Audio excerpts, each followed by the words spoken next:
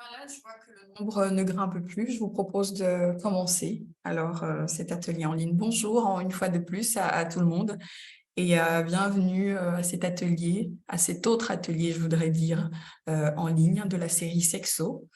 Donc moi, je suis Marianne Guéna pour ceux qui ne me connaissent pas encore. Donc je suis à la coordination du réseau des stratégies concertées. Donc du coup, je suis la coordinatrice et je suis là avec ma collègue Aminata Sidibé qui est chargée de projet. On est très heureuse de pouvoir vous accueillir une fois de plus à cette nouvelle autre série d'ateliers en ligne.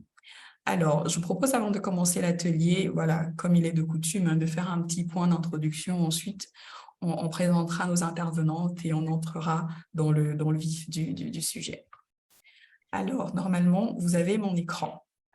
Donc, du coup, aujourd'hui, dans le troisième atelier de la série Sexo, on va aborder une problématique qui n'est pas étrangère, qui n'est pas nouvelle.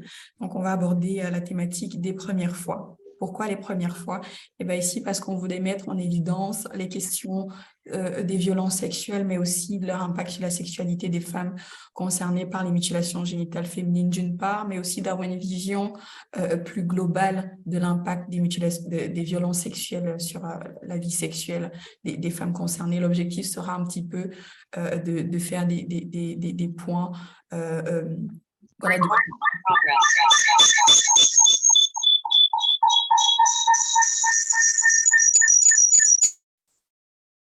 Merci. L'objectif sera justement de mettre en évidence un certain nombre de similitudes et de pouvoir justement, en tant que professionnel, voilà, avoir un regard beaucoup plus global pour mieux cerner ces violences afin justement de mieux accompagner les femmes concernées. Alors, comme voilà, je l'ai rappelé, la thématique, c'est les premières fois, focus sur les violences sexuelles et leur impact sur la sexualité des femmes concernées par les mutilations génitales féminines. Et donc, je vous rappelle voilà, les consignes que vous connaissez déjà très bien. Donc, je vous invite à couper votre micro pendant les interventions. N'hésitez pas à mettre votre nom et le nom de votre institution. Donc, là, je vois que voilà, c'est bien fait, donc je vous remercie. Et je profite pour vous dire que l'atelier est enregistré. Bien évidemment, les enregistrements sont disponibles sur le site internet des stratégies concertées. Donc, ça vous permet justement de pouvoir revoir les ateliers et pour les personnes absentes, voilà, de rattraper un petit peu les ateliers auxquels elles n'ont pas pu assister. Bien évidemment, on a prévu un temps d'échange. Donc, vous aurez un temps d'échange avec les intervenantes qui sont invitées pour ces ateliers, pour cet atelier, pardon. Alors, en 4 points, je vais vous présenter le réseau des stratégies concertées pour ceux et celles qui ne sont pas encore familiers à ce réseau. En fait, c'est quoi le réseau des stratégies concertées? C'est un réseau qui rassemble un certain nombre de professionnels, de personnes concernées, voilà, qui sont concernés soit de proche ou de loin par rapport à la thématique des mutilations génitales féminines. Et donc, il faut dire qu'historiquement, le réseau, il existait à Bruxelles depuis 2008 et maintenant, depuis 2019, il existe en Wallonie. Et donc, le constat à la création de ce réseau était ce besoin justement, cette nécessité de pouvoir coordonner les acteurs de terrain qui menaient des actions sur les mutilations génitales féminines. L'objectif de ce réseau, c'est à la fois d'améliorer la qualité de la coordination des différentes interventions des acteurs et actrices qui sont aussi bien en contact avec les femmes concernées, qui sont concernées par la problématique, que ce soit en région wallonne ou en région bruxelloise. Et d'autre part, c'est de faire reconnaître ces interventions-là à un niveau beaucoup plus administratif et politique. Donc voilà un petit peu les fondements de ces deux réseaux. Alors, pour ceux et celles qui ne sont pas encore membres du réseau des stratégies concertées, voilà, je vous invite vivement à nous rejoindre. Ça vous permet de vous former sur les mutilations génitales féminines, de savoir, d'avoir beaucoup plus d'informations sur comment orienter et accompagner les femmes concernées, de rester informé sur les différentes activités organisées par le réseau, de communiquer autour de vos activités, notamment en rapport avec la problématique, mais aussi de connaître les différents acteurs et actrices au niveau national.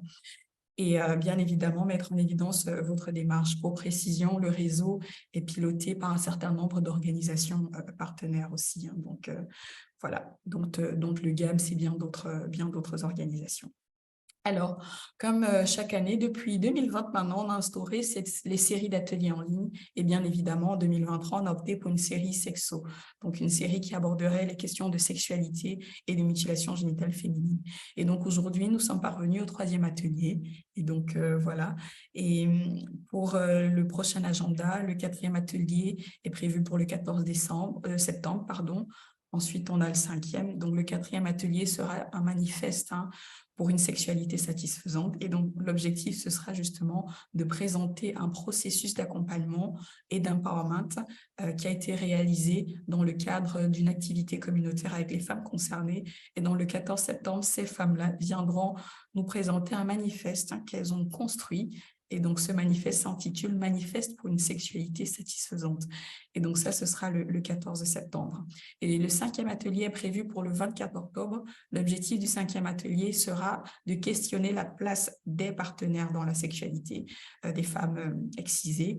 Et le 6e et dernier atelier aura pour objectif justement de questionner la sexualité agréable et satisfaisante, bien évidemment en mettant en lien les questions d'accompagnement et de prise en charge beaucoup plus psychologique et sexologique des femmes qui sont concernées par une mutilation génitale féminine. Et cet atelier est prévu pour le 7 décembre.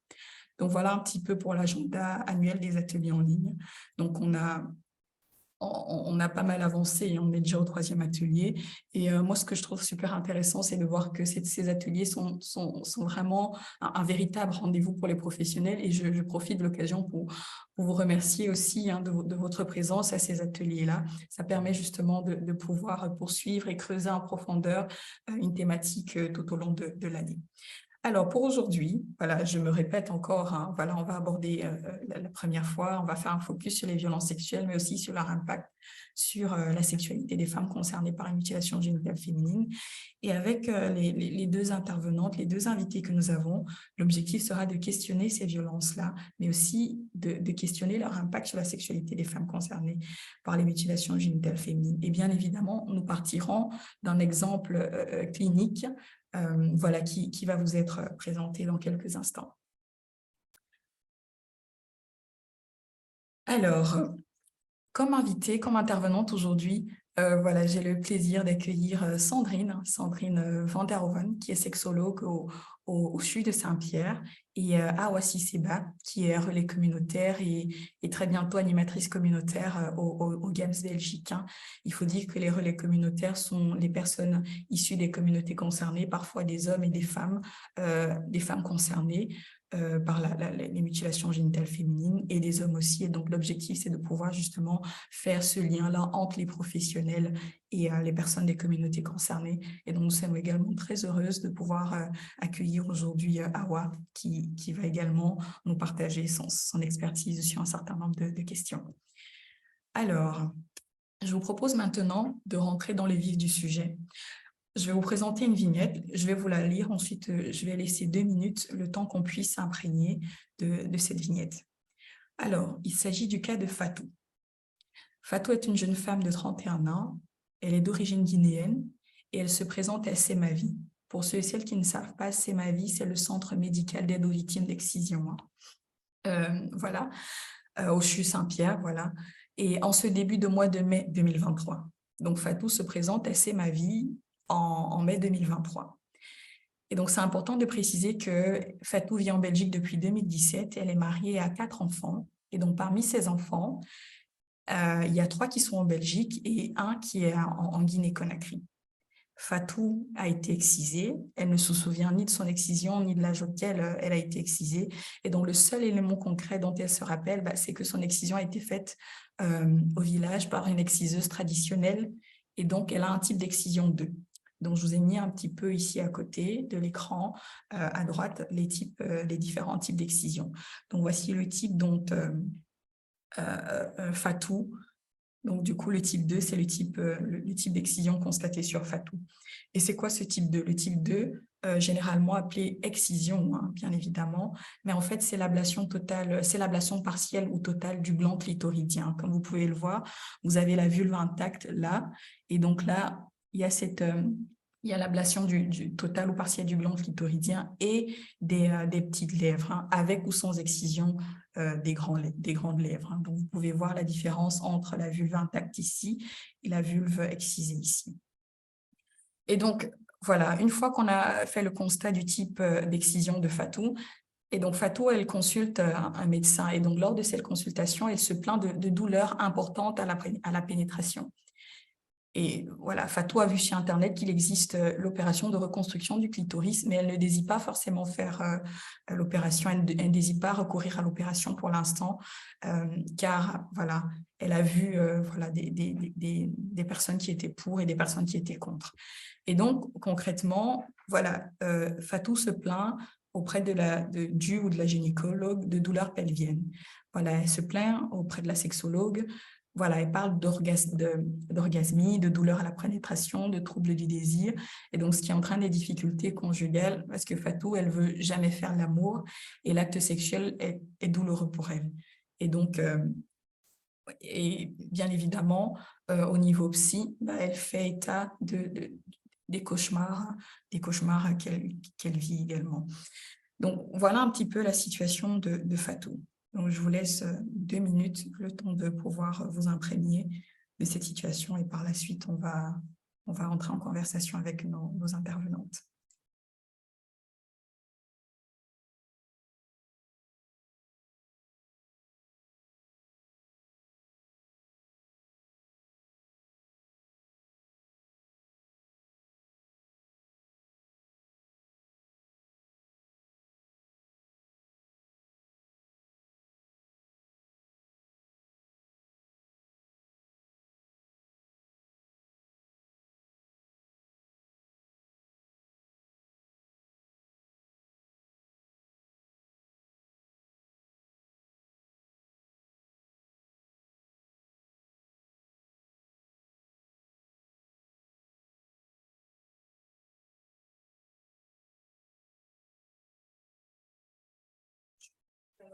Arrêter le partage de mon écran et là, on va rentrer dans le vif du sujet. Et donc, je vais arrêter le partage d'écran.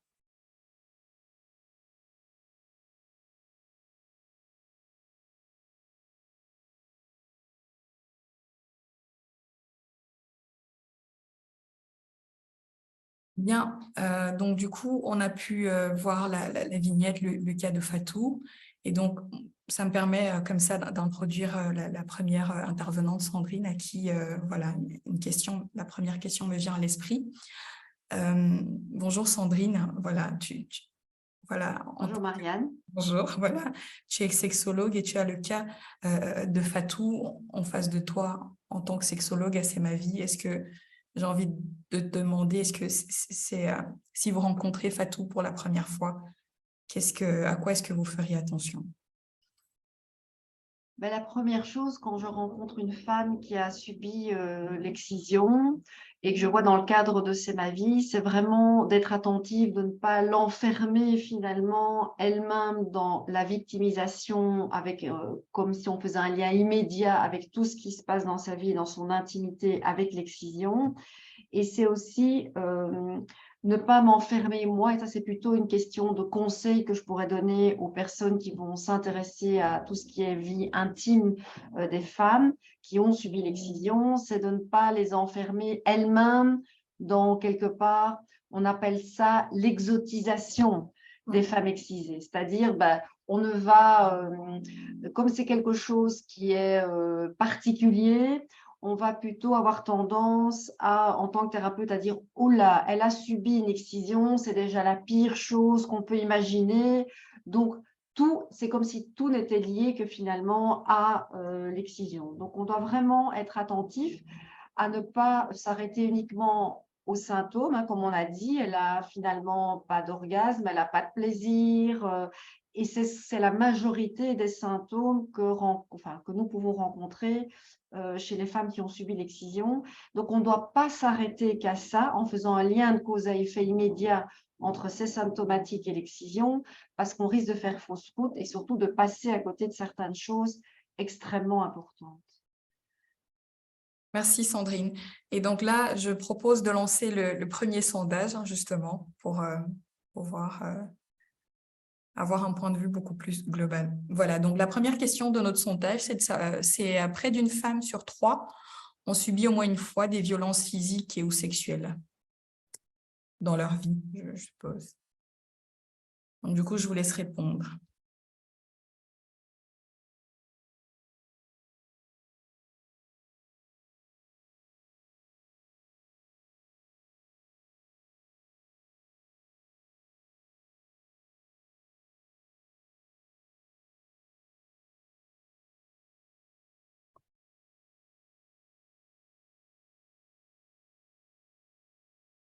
Est-ce qu'on a les résultats du sondage? Est-ce qu'on peut les partager? On attend encore quelques secondes, le temps que tout le monde puisse y Il y a répondre. encore 10 personnes qui n'ont pas voté, mais je ne sais pas s'ils vont voter.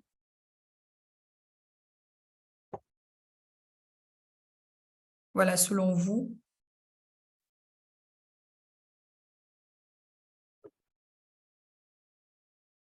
d'une femme sur 3 a déjà subi des violences physiques et ou sexuelles. Vrai, faux, ça dépend. On peut partager les résultats, Lisa. Voilà. Vrai, 90%. Oui, bien évidemment, hein, c'est bien ça. Donc, du coup, bien évidemment, c'est bien ça selon les derniers chiffres de prévalence de l'Organisation mondiale de la santé. Et ben, dans le monde, on estime à 736 millions de femmes, hein, ce qui représente un peu plus de, voilà, une femme sur 3 qui ont subi une fois dans leur vie ou qui subiront une fois des violences physiques et ou sexuelles de la part soit d'un partenaire intime ou des violences sexuelles de la part d'une autre personne. Et c'est important de préciser que 30%, voilà, dans ces un tiers-là, on a 30% de femmes de plus de 15 ans. Donc voilà, je vous remercie. Alors, là, on va revenir justement au cas de Fatou. Et donc, Sandrine, moi, ça me permet de te relancer par rapport à ton intervention tout à l'heure. Tu as parlé de dépasser le contexte de l'excision.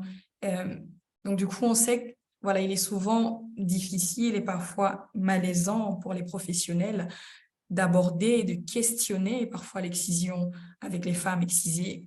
Comment est-ce que tu procèdes pour dépasser ce contexte-là quand on sait que ça pourrait parfois induire à des questions voilà, qui rentrent concrètement dans l'intimité de la femme concernée qui pourrait la braquer? Comment est-ce que tu procèdes pour dépasser ce contexte de l'excision dans le cadre de ta pratique? Bon, déjà, moi, évidemment, j'avais qu'une casquette de sexologue. Bon, donc, j'ai probablement plus de facilité pour Tout à fait. rentrer au niveau de ce sujet-là, bien que les femmes qui viennent assez ma vie, très souvent, le fait déjà on leur propose de voir une sexologue, ça peut parfois poser beaucoup de questions. Elles n'ont pas spécialement envie, alors qu'elles font une démarche pour mieux se sentir dans leur intimité, mais en même temps, voir une sexologue pour dire quoi, c'est quoi? Moi, j'ai pas envie de dévoiler mon intimité. Donc, il faut quand même que je dépasse certaines barrières, évidemment.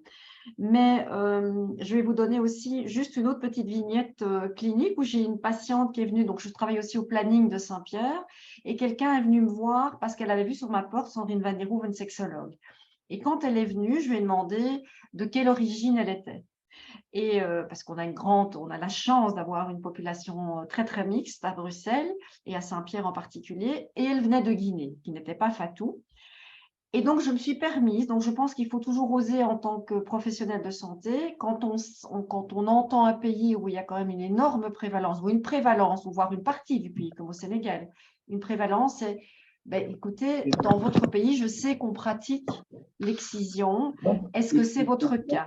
Et je pense qu'elle m'a dit oui, et c'est comme ça que j'ai pu lui proposer d'avoir un suivi assez ma vie. Donc, oser poser des questions, et donc, travailler le malaise qu'on a avec soi, oser poser des questions, c'est déjà de soigner en partie.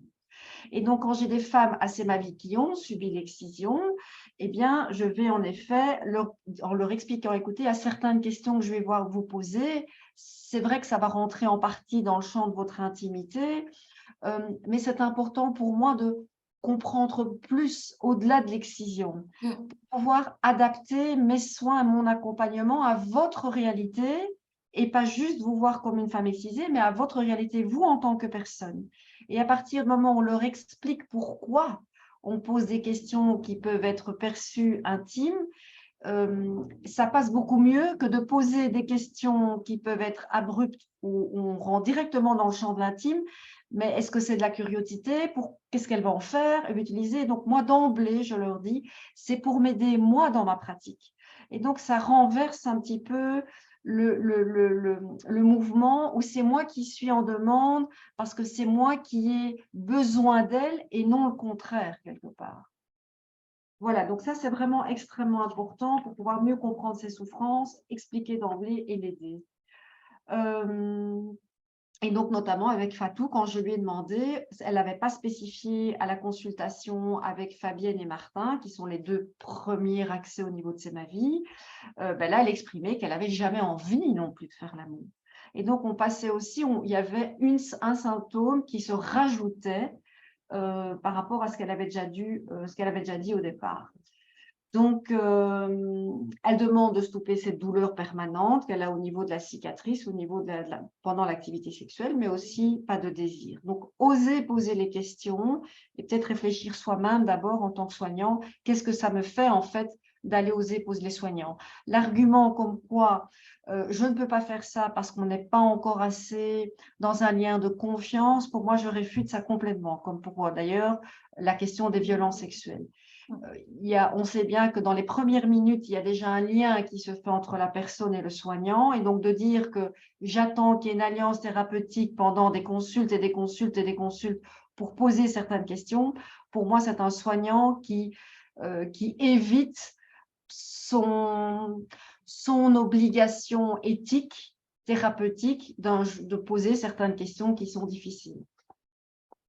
Merci beaucoup Sandrine. Et donc justement, pour revenir justement là-dessus aux questions qui pourraient sembler abruptes et questionner l'ordre de l'intime, voilà, ça me permet d'introduire la prochaine intervenante, Awa Cissé.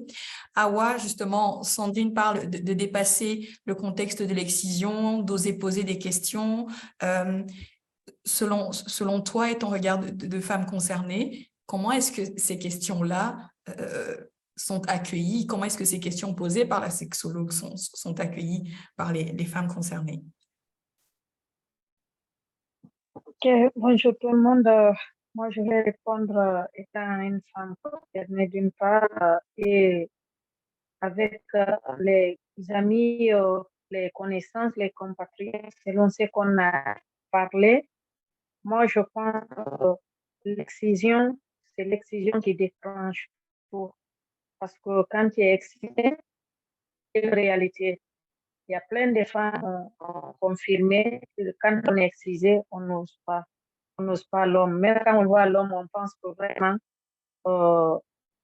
c'est l'homme, ça vient, c'est comme si c'est un mal pour la personne. Surtout quand la femme, elle a subi des violences. Donc, c'est les méfaits de l'excision, moi, je pense, qui créent des problèmes. Et donc, Awa, tout à l'heure, justement, Sandrine disait, voilà, moi, je dépasse le contexte de l'excision et je ne reste pas enfermée dans l'excision qui est la chose la plus horrible que la femme aurait pu vivre. Et donc, j'ose, voilà, questionner, développer le désir sexuel, questionner le désir sexuel de la femme. Et donc, par rapport, voilà, à ces questions qui pourraient justement être de l'ordre de l'intime, comment est-ce que ces questions-là sont accueillies, selon toi? Le problème, c'est quoi? Quand tu poses les questions, c'est pas facile quand même d'aborder dans ce plan. Parce que dès que tu parles du sexe, c'est comme si c'est un tabou. C'est pas facile d'aborder dans ce sens. Même si la personne elle a envie de parler, elle ne peut pas te dire au fond ce qu'elle ressent. Si c'est pas une proche, ça va pas être facile. Mais tout ce que moi je peux résumer, il y a plein de problèmes avec les femmes exciseuses. Merci Awa. Je trouve que tu soulèves aussi quelque chose d'intéressant justement en disant il y a aussi ce besoin d'avoir quelqu'un de proche. Et donc, Sandrine, est-ce que c'est quelque chose que tu remarques dans ta pratique? Je sais que généralement, d'autres professionnels font appel justement à des médiateurs interculturels tels que les relais communautaires justement du GAMS qui permettent justement de faire ce lien-là et de pouvoir questionner en profondeur un certain nombre voilà, de sujets qui pourraient être tabous, même s'il y a une démarche proactive de la femme concernée de pouvoir avoir des réponses hein, par rapport à son processus d'accompagnement. Mais je pense que justement, que ce soit par rapport aux GAMS ou les relais communautaires, souvent, ils ont fait déjà un travail en amont. Quand les femmes se présentent à C'est ma vie, il y a déjà toute une réflexion qui a eu lieu. C'est pas la première chose quand elles arrivent sur le territoire belge, toc toc, je viens, C'est ma vie. Il y a déjà une maturation des sujets, il y a déjà eu des échanges avec des femmes qui sont ici depuis un certain temps, avec des ateliers d'échange. Donc, c'est vrai que quand elles arrivent à C'est ma vie, il y a déjà, en tout cas, oui, une réflexion par rapport à soi, par rapport à, oui, je dis maturation, mais c'est vraiment ça. Oui. Et Awa a raison, ce n'est pas simple. Et donc, c'est aussi mon travail de comment amener ces sujets délicats où moi, je mets peut-être que le mot consultation, c'est le terme au niveau de santé, au niveau du remboursement du système de santé belge, mais finalement, on se retrouve de femme à femme. Et moi, j'essaye plutôt d'amener cette consultation, alors qu'on ne se connaît pas, c'est vrai, mais d'une femme à une autre femme, avec aussi, je donne des réalités de ma vie. Et que ma vie, alors que voilà, c'est clair et net, je ne fais pas partie des populations excisées, donc je ne vais pas jouer, faire semblant que je connais ou je ressens ou je suis passée par là, c'est faux. Mais par contre, dans une réalité où quel est le positionnement des hommes vis-à-vis des femmes? Est-ce qu'il y a en effet des spécificités par rapport aux femmes excisées? Que la réalité que la sexualité féminine n'est pas en miroir des hommes et donc j'ai aussi vécu des difficultés et j'ai besoin d'elles pour qu'elles continuent à m'apprendre, pour que je puisse aussi, moi, grandir dans ce que je suis et en tant que sexologue. Donc, c'est vraiment un échange et ce n'est pas « moi, je sais, toi, tu ne sais pas ». C'est ça. Jamais. Merci beaucoup, Sandrine, d'avoir mentionné cette précision. Et merci aussi à toi, Awa, pour ce que tu as soulevé. Et donc, moi, ça me permet justement de rebondir. Hein, je vais rester avec toi, Sandrine. Voilà, dans la vignette, on a précisé que Fatou est mariée. Et en parlant justement, tout à l'heure, tu parlais de questionner, de développer son désir sexuel. Est-ce qu'il y aura un lien à faire avec son époux? La question, en effet, on sait que les femmes qui ont subi l'excision, en fonction des communautés, il peut y avoir aussi des mariages forcés. Donc, c'est extrêmement intéressant d'amener ce sujet-là. Je veux dire, on ne peut pas réfléchir à un bien-être et une santé sexuelle pour les femmes si le contexte de leur mariage a été établi dans un cas de force. Donc, je lui demande très clairement, voilà, vous êtes mariés, depuis combien de temps? Est-ce que ce mariage a été forcé? Et donc là, elle me répond non. Est-ce qu'il a été organisé? Parce que parfois, il y a quand même une différence. Elle a accepté, elle ne s'est pas sentie forcée, mais c'est quand même des organisations de famille et qui peuvent rendre la femme très heureuse avec quelque chose, avec une dynamique de couple très positive. Donc, il n'y a pas du tout non plus simplement est-ce que c'est organisé ou pas. Est-ce que vous l'avez choisi? Dans quel contexte? Et ici, Fatou m'explique justement, finalement, je demande comment était la rencontre.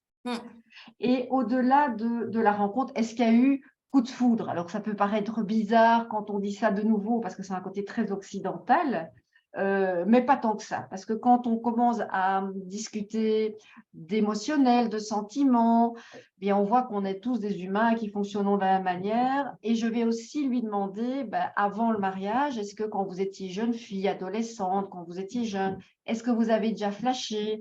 Et je m'amuse à dire sur un beau garçon, à l'école, en secondaire, pour aussi voir à quel point elle s'est permise d'être attirée par quelqu'un, même si c'est rien passé entre eux, physique, et est-ce qu'elle a ressenti des choses au corps? Comme on dit, les papillons dans le ventre, et quand j'utilise cette métaphore, les filles comprennent très très bien, évidemment.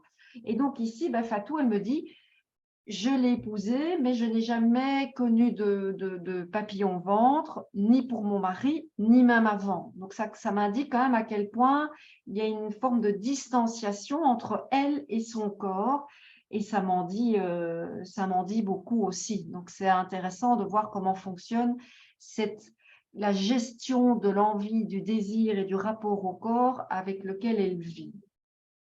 Donc la question du mariage, évidemment, et du couple, Oui. marié ou pas, comment il s'est construit et comment il fonctionne. Merci justement Sandrine. Et Awa, je vais revenir vers toi. Et voilà, moi, Sandrine nous a dit que oui, Fatou, voilà, elle a précisé que voilà, elle est mariée, que c'était pas un mariage forcé, mais voilà, c'était des arrangements. Donc, du coup, on pourrait dire un mariage arrangé. Et donc, Awa, moi, la question que je voudrais te poser, c'est de savoir, dans l'éventualité justement d'un mariage arrangé, dans le cas de Fatou, est-ce qu'il y aurait justement, selon toi, un quelconque rapport justement avec ces difficultés conjugales dont Fatou fait écho pardon, dans la vignette, à savoir qu'elle ne veut jamais faire l'amour et que l'acte sexuel est douloureux. Est-ce que c'est quelque chose, toi, qui fait écho auprès de toi, Awa, par rapport aux Oui, personnes concernées? moi, je pense que selon ce que Fatou a dit, si on reçoit si on subit le mariage arrangé aussi, ça joue aussi sur la personne. Parce que moi, je me dis, non seulement c'est pas ton choix, donc tu as subi l'excision, donc tout ça là ne peut pas te donner envie de vivre avec un homme. Non seulement il y a les conséquences de l'excision, il n'y a pas l'amour, il y a la peur. Donc, c'est quelque chose qui donne vraiment du traumatisme. Et la plupart des femmes là aussi qui ont été données en mariage forcé ou en mariage arrangé, c'est des femmes qui, non seulement, même si d'abord tu choisis ton homme en Afrique, la femme n'a pas la voix au chapitre, on te fait subir tout. Et en plus, quand tu penses que tu n'as pas l'âge, d'abord, tu n'as pas fait ton choix, avec l'excision, tout ça, là, ça joue sur la tête. Finalement, tu ne vas pas bénéficier de ton mariage. Donc, moi, je vais dire, il y a plein de choses qui font que ces femmes-là n'arrivent pas à obtenir les besoins entre elles et leurs compagnons. Mariam, est-ce que je peux rajouter un peu? Ah oui, je vois qu'il y a une intervention. Oui, oui, bonjour Ismatou, je vous laisse la parole. Ismatou, elle est animatrice communautaire au GAMS, hein. Oui, oui, Ismatou, je te laisse la parole. Ben voilà, je voulais un peu justement ajouter pour justement ces mariages arrangés. Et je crois que c'est toujours une violence et que la plupart de ces mariages, il y a toujours une surprise. Et on ne dit toujours pas la vérité justement et à la famille et à la personne concernée, dont la mariée. Donc, Awa, si tu es d'accord avec moi, dans notre pays, on te miroite toujours un matériel où on va te faire ci, on va te faire ça. Et moi, je considère toujours que c'est un mariage forcé, même si c'est un mariage arrangé. Parce que la personne ou la petite n'a pas donné, elle l'a fait parce que ses parents, c'est pour honorer un peu Les parents. les parents, et c'est pour un peu donner le semblant que je suis bien élevée, j'écoute mes parents, alors que ce n'est pas leur choix. Et ça retombe toujours dans la tristesse, si tu veux. C'est un mariage forcé, c'est toujours dans la violence. Et quand tu vas justement dans ces mariages forcés où tu n'as pas choisi, où c'est un mariage arrangé, non seulement tu ne viens pas trouver, il t'a fait une chambre à coucher, ou tu vas avoir ci, tu vas avoir ça. Et la plupart, c'est des choses qui n'existent pas, en fait. On te miroite des choses qui n'existent pas. Et c'est toujours la désolation et la déception, quoi. Merci beaucoup, Ismatou, Ouais. pour tes Moi, éclaircissements. je vais ajouter une chose Oui, Awa. aussi. Oui. Je disais plutôt aussi, la plupart, quand tu trouves les maris, c'est des maris qui ne te considèrent pas parce que selon eux, tu as été acheté. Or que toi, tu n'es même pas au courant les dons qu'on a fait à tes parents pour être là-bas. Donc, tu es maltraité, on te fait subir tout ce qu'ils veulent en un mot. Donc, c'est pourquoi ça donne des traumatismes. C'est quelque chose vraiment qu'on doit vraiment lutter pour que ça s'arrête. Merci beaucoup, Awa. Donc, justement, par rapport à cette question, justement, comme Fatou disait dans la vignette, il y a eu des arrangements dans la famille et donc c'est comme ça elle a été mariée. Donc, merci, Awa, de mettre en évidence que oui, donc du coup, voilà, il n'y a pas eu de choix de partenaire et donc ça induit justement sur les difficultés conjugales dont Fatou nous faisait part dans la vignette, à savoir qu'elle ne veut jamais faire l'amour et que voilà, qu'elle ne veut jamais faire l'amour d'une part. Elle parle aussi des douleurs lors de l'acte sexuel et je pense qu'on va revenir un peu plus tard avec Sandrine. Donc là, je propose de lancer le deuxième sondage, Lisa, s'il te plaît. Le deuxième sondage, les femmes concernées par les mutilations génitales féminines ont-elles plus de problèmes dans leur sexualité à cause de leur excision?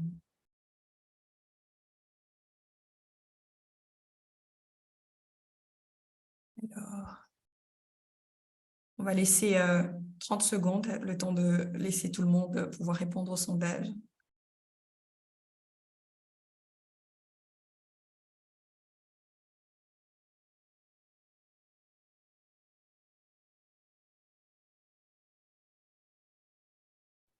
Il reste encore 10 personnes, donc je laisse encore quelques secondes.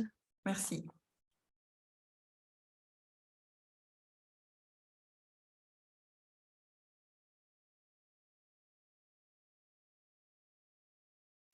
Je partage les résultats. Merci. Donc, du coup, les femmes concernées, vrai, 58%, faux, 5%, ça dépend, 37%. Est-ce que une personne parmi les personnes ayant répondu vrai peut prendre la parole pour nous partager un petit peu pourquoi c'est vrai? Ou alors une autre personne qui a répondu ça dépend peut prendre la parole et nous dire et nous faire part un petit peu Moi, je veux bien. Je ne sais pas si quelqu'un m'entend. Oui, on t'entend très bien. Ok, nickel. Alors, moi, j'ai mis ça dépend pour ma part parce que on dit vraiment les femmes concernées par l'excision ont-elles plus de... Ouh, j'ai fermé la question. Ont plus de problèmes dans la sexualité à cause de leur excision? Oui, et je dis ça dépend parce que pas toutes les femmes, il y en a pour qui il n'y a aucune conséquence. Donc, moi, j'ai notamment une amie qui a vécu une excision et qui m'a dit qu'à part sur le moment quand elle a eu mal, elle n'a pas eu l'impression que ça entaché d'autres parties de sa vie, comme sa vie sexuelle avec son mari, comme son accouchement. Elle dit qu'elle n'a aucun problème à éprouver du plaisir. Et donc, dans son cas, elle, par exemple, il n'y a pas eu de conséquences qu'elle juge comme ayant affecté sa vie de manière négative, excepté la douleur qu'elle a vécue à ce moment-là. Donc, je pense que ce n'est pas toutes les femmes, et encore heureusement. Donc, voilà. Merci, Anita. Est-ce qu'une autre personne qui a répondu à vrai peut prendre la parole et nous en dire un peu plus? N'hésitez pas, hein, vous pouvez rester avec la caméra fermée et partager votre point de vue. Moi, j'ai dit, je peux intervenir. Oui, je te laisse la parole. Ok, moi, pourquoi j'ai coché vrai? Parce que la plupart des femmes exigeuses que j'ai rencontrées, c'est ma première nouvelle même d'entendre une femme exciseuse qui dit qu'elle n'a pas de soucis. Parce que la plupart, celles avec lesquelles je parle, étant une femme exciseuse, moi, je sais, soit il y a des règles douloureuses, ou bien tu as peur de faire les rapports sexuels, ou bien au niveau de l'accouchement, il y a des soucis. Il faut qu'on t'aide pour que tu puisses accoucher. Du fait que qui est comment dire, l'utérus là et les lèvres étaient fermées. C'est pour celles qui ont subi l'excision de ce type 3, c'est habitué à faire, c'était déjà fermé. Donc, même si Awa, j'ai vraiment du souci à t'entendre. Est-ce que je te propose de couper un petit peu ta caméra, ça va te permettre d'avoir une meilleure bande passante parce que là, ça grésille un peu. Ah, ok. Ce que je disais plutôt, la plupart des femmes exciseuses avec lesquelles je me suis rencontrée, elles m'ont toujours dit qu'elles ont soit des règles douloureuses, ou bien elles saignent beaucoup, ou lors de l'accouchement, elles n'arrivent pas à accoucher, surtout celles qui ont subi les types 3. Donc, moi, je me dis que étant victime, même, je peux le confirmer. Ok. Lors de l'accouchement, tu risques même de perdre parce que les lèvres étaient habituées à être, c'était collé déjà. Donc, moi, je vais dire que c'est l'habitude. Et là, c'est fermé. Donc, ça ne s'ouvre pas. Même si on a forcé de temps en temps avec les rapports sexuels, finalement, ça a tendance à être fermé toujours. Donc, et elles arrivent toujours à avoir des problèmes au niveau de l'accouchement. Il faut qu'on les aide pour avoir Merci. des passages pour les... Merci beaucoup, Awa. Donc, du coup, voilà, par rapport au sondage, je voudrais dire, voilà, par rapport à cette réponse, moi, je dirais, voilà, la réponse, ça dépend, hein, bien évidemment. Les 37% ont raison, enfin, ça dépend parce que, voilà, c'est clair qu'il n'y a aucun bienfait pour la santé, hein. Notamment quand on est excisé, il y a seulement des dangers. Mais c'est aussi important de rappeler que, voilà, une grande majorité de femmes excisées ont des problèmes, voilà, dans le cadre de leur sexualité, notamment des douleurs pendant les rapports sexuels, des diminutions du plaisir. Mais voilà, pour d'autres femmes aussi qui ont vécu des violences sexuelles, il y a également, on observe aussi, on a aussi ce même constat-là, douleur pendant les rapports sexuels, diminution du plaisir sexuel. Qu'est-ce que tu en dis, Sandrine? Oui, en effet, c'est de nouveau de ne pas aller faire un lien de cause à effet immédiat. Tout à fait. Et les patientes, les femmes qui ont subi l'excision le font en général d'elles-mêmes. C'est-à-dire que quand elles viennent à C'est ma vie, c'est j'ai des problèmes dans mon intimité, dans ma sexualité, que ce soit des douleurs, que ce soit pas de plaisir, que ce soit pas de désir, et donc des problèmes dans ma vie conjugale, c'est parce que j'ai été excisée. Et donc, elles-mêmes font un lien immédiat de cause à effet. Et donc, à nous de voir et à aller, comment est-ce que je veux dire, déconstruire leur histoire pour en effet voir si c'est en effet lié à l'excision, parce que c'est une excision de type 3, parce qu'il y a des cicatrices kéloïdes, parce qu'il y a eu un énorme abcès. Donc, il y a aussi toute cette réalité-là physique. Mais il y a aussi, au-delà de ça, c'est de voir comment ça se passe dans votre sexualité avec le partenaire. Est-ce qu'il y a un temps pour faire monter l'excitation? Donc, est-ce qu'il y a un temps pour avoir suffisamment de lubrification? Est-ce qu'il y a un temps suffisant de stimulation pour faire monter l'excitation, pour éventuellement atteindre un orgasme? Donc, il n'y a vraiment pas uniquement de se dire c'est à cause de l'excision, il y a aussi toute la réalité de la réponse sexuelle féminine, de voir comment fonctionne cette réponse sexuelle féminine. Est-ce qu'il y a l'espace pour que cette réponse sexuelle féminine, pour développer le bien-être intime de ces femmes, est-ce qu'il est là en temps? Est-ce qu'il est accepté, respecté par le partenaire? Est-ce qu'il n'y a pas de la violence sexuelle, même conjugale? Ce concept de viol marital, c'est finalement un concept très récent dans le monde occidental, hein, parce qu'il n'y a pas si longtemps, le devoir conjugal, Conjugal, tout à fait. je veux dire, ce n'est pas une histoire en lien avec les femmes qui ont subi l'excision, hein, donc ce n'est pas si loin ici non plus. Et il y a encore des femmes qui estiment que c'est leur devoir, mais c'est vrai que les femmes qui ont subi l'excision, de par leur racine communautaire, il y a encore beaucoup, c'est en fonction de ce que l'homme veut. Moi, j'ai rien à dire. Et la sexualité, il ne pense qu'à me pénétrer. Je dis, mais vous savez, excisé ou pas, s'il y a une pénétration immédiate, aucune femme ne va avoir du plaisir, voire chacune va avoir mal, parce qu'il n'y a pas justement l'espace pour une réponse sexuelle qui soit alignée avec comment fonctionnent toutes les femmes. Et donc, c'est vrai que c'est aussi de les aider à se connaître en tant que femmes, avec la particularité de l'excision, et on va adapter le discours, mais c'est aussi de savoir, de les ramener dans la communauté des femmes, où on voit que la sexualité féminine, bien, on est dans toutes des sociétés qui ne valorisent pas et qui ne portent pas ce bien-être intime. Et évidemment, l'ultime coup près d'interdit, c'est à travers l'excision, hein, physique, et avec la réalité que ça impacte et que ça crée, moi je dis toujours, une excision mentale. Du coup, je suis excisée, donc c'est même pas la peine d'écouter mon corps ou de chercher, puisque je suis excisée. Merci. Mais il y a les premières fois, donc on en D'accord. reviendra aussi d'autres. Tout à fait. Merci beaucoup, justement, Sandrine. Tu parles d'excision mentale, justement, dans le deuxième atelier avec Marie-Jo Bourdin, justement, elle évoquait également cet impact-là au niveau psychologique et elle parlait justement, elle revenait là-dessus, sur l'excision mentale. Là, je vois qu'il y a 2 mains levées. Je vous propose, Sandrine et Awa, de laisser la parole aux 2 mains levées. Ensuite, on poursuit notre échange. Je ne sais pas qui a levé la main en premier, Mariama ou Aminata. C'est Mariama. Je vous laisse la parole à Mariama. Mariama, allez-y. Merci beaucoup, Marianne. Je voulais juste rebondir par rapport au sujet parce qu'il faudrait aussi voir que peu de femmes connaissent l'existence interne du clito. Donc, du moment où elles sont excisées, elles pensent que voilà, elles n'ont plus de clitoris du tout.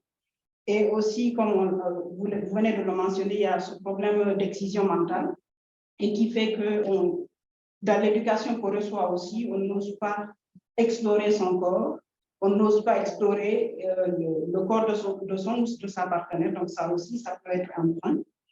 Et il y a aussi, s'il y a aussi des violences dans le groupe, forcément, ça ne va pas favoriser une sexualité épanouie, mais est-ce que aussi le partenaire ou la partenaire est attentif aux besoins de cette femme excisée ou pas, parce qu'il y a ça aussi, il y a certains hommes qui sont trop pressés, je le dirais comme ça, ou qui ne pensent pas que, enfin, au plaisir de sa partenaire. Et là, c'est encore un autre problème. Donc, si on n'a pas la compagne ou la compagne qu'il nous faut aussi, ça peut être un des freins aussi d'une sexualité épanouie.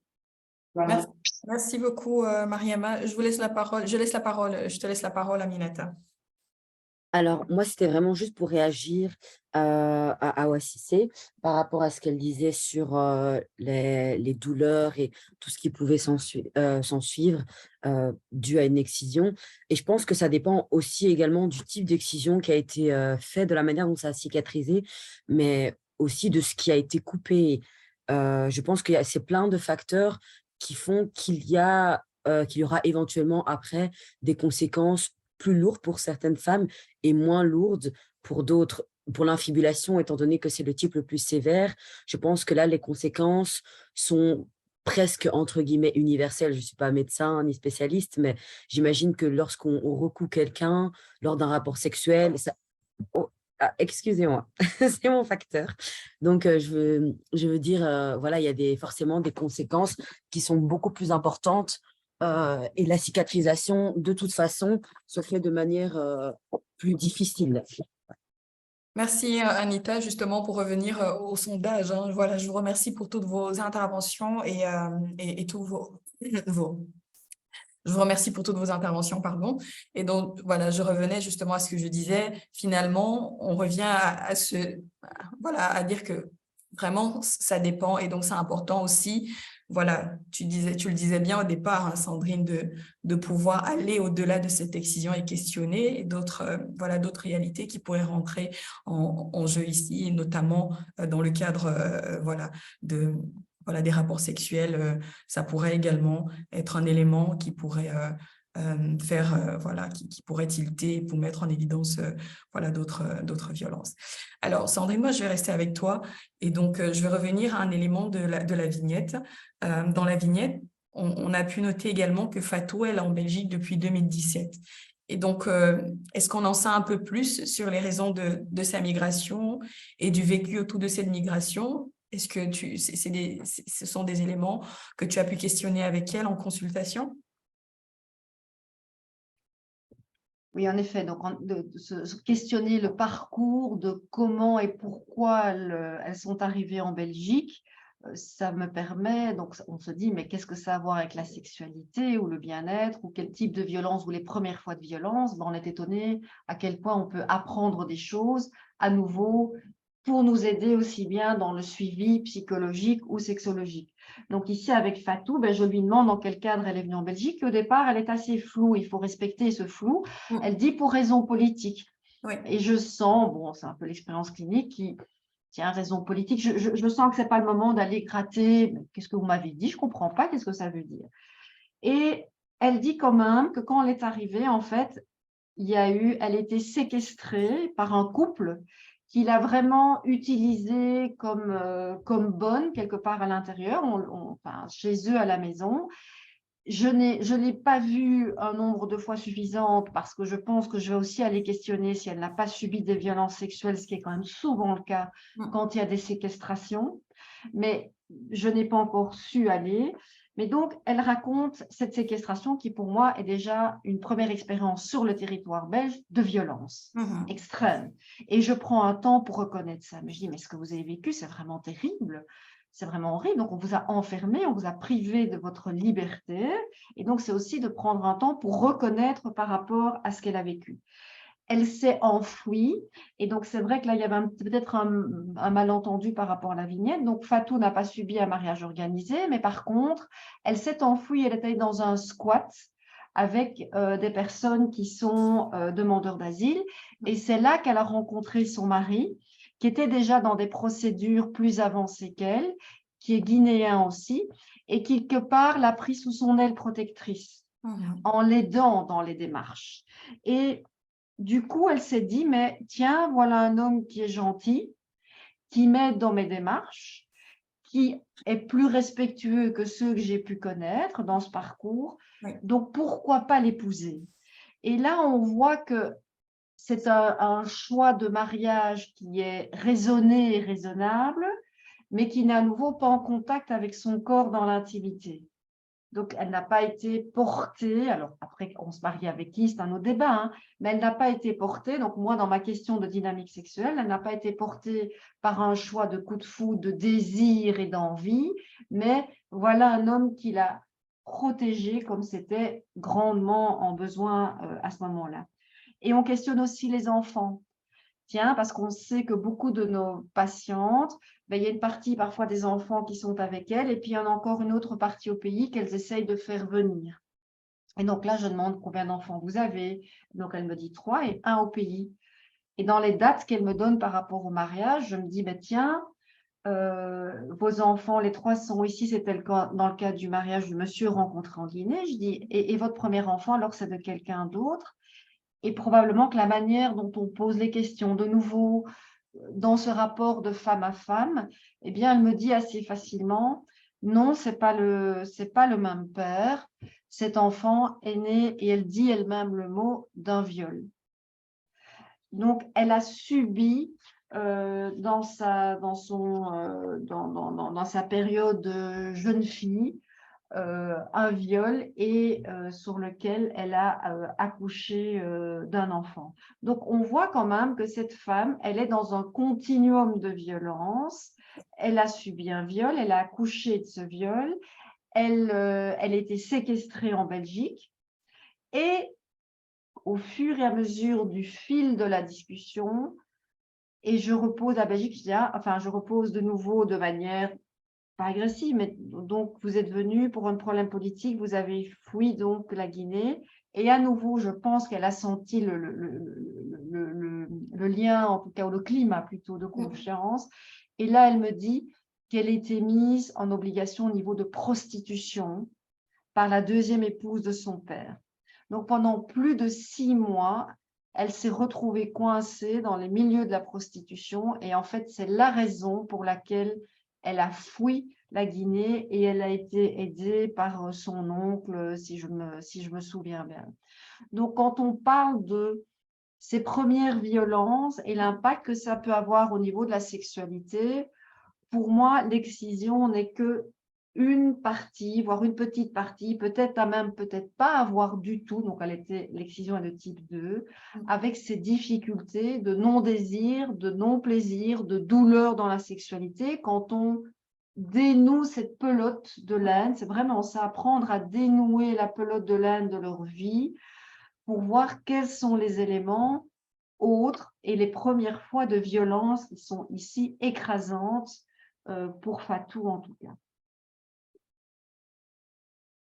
Merci Sandrine. Et donc, Awa, moi je reviens vers toi pour revenir justement à ce que Sandrine vient de dire et en se référant justement au cas de Fatou, ainsi que voilà, qui est une réalité également que plusieurs femmes concernées par les mutilations génitales féminines peuvent expérimenter dans les premières fois en matière de sexualité.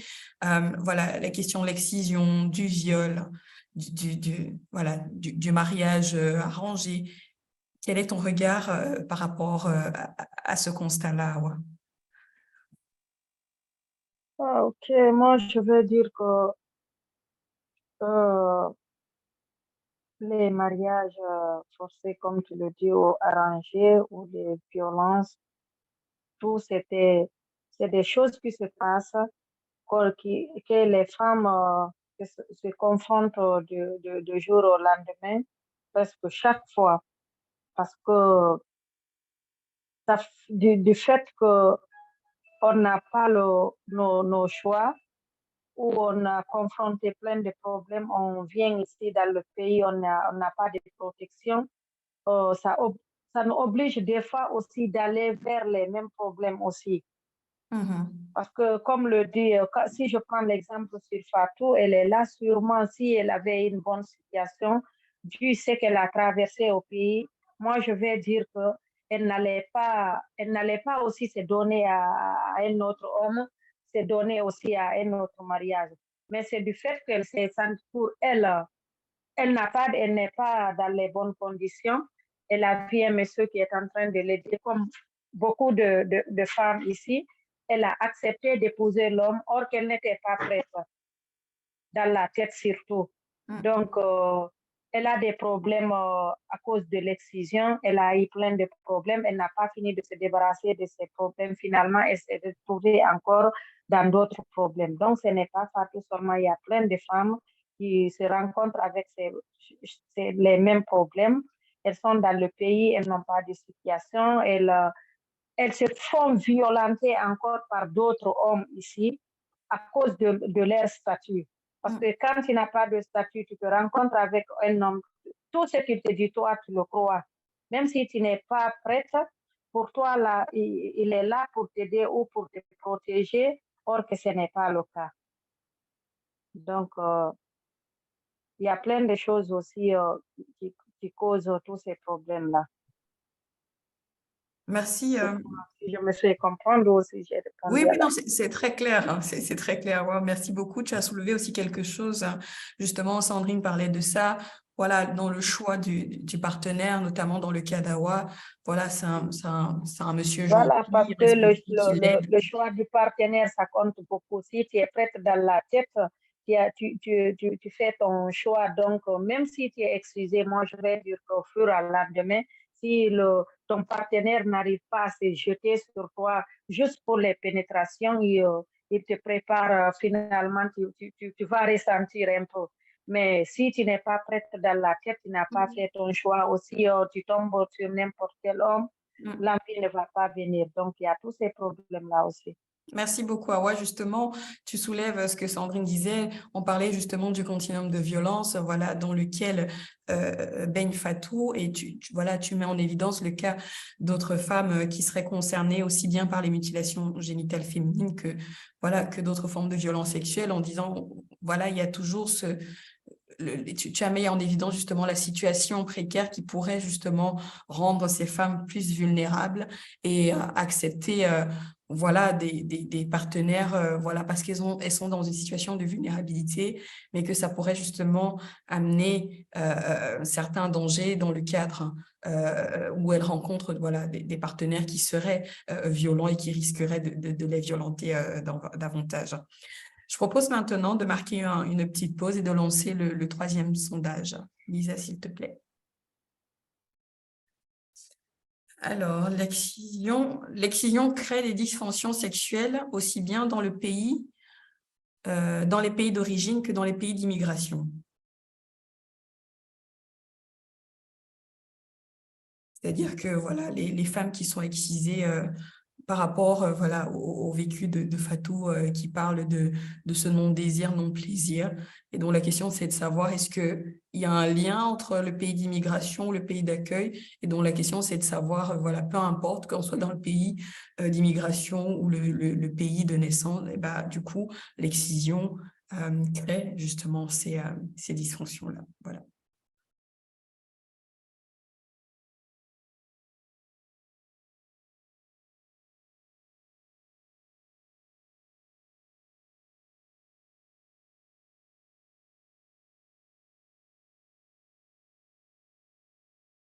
Il reste encore 15 personnes. Merci.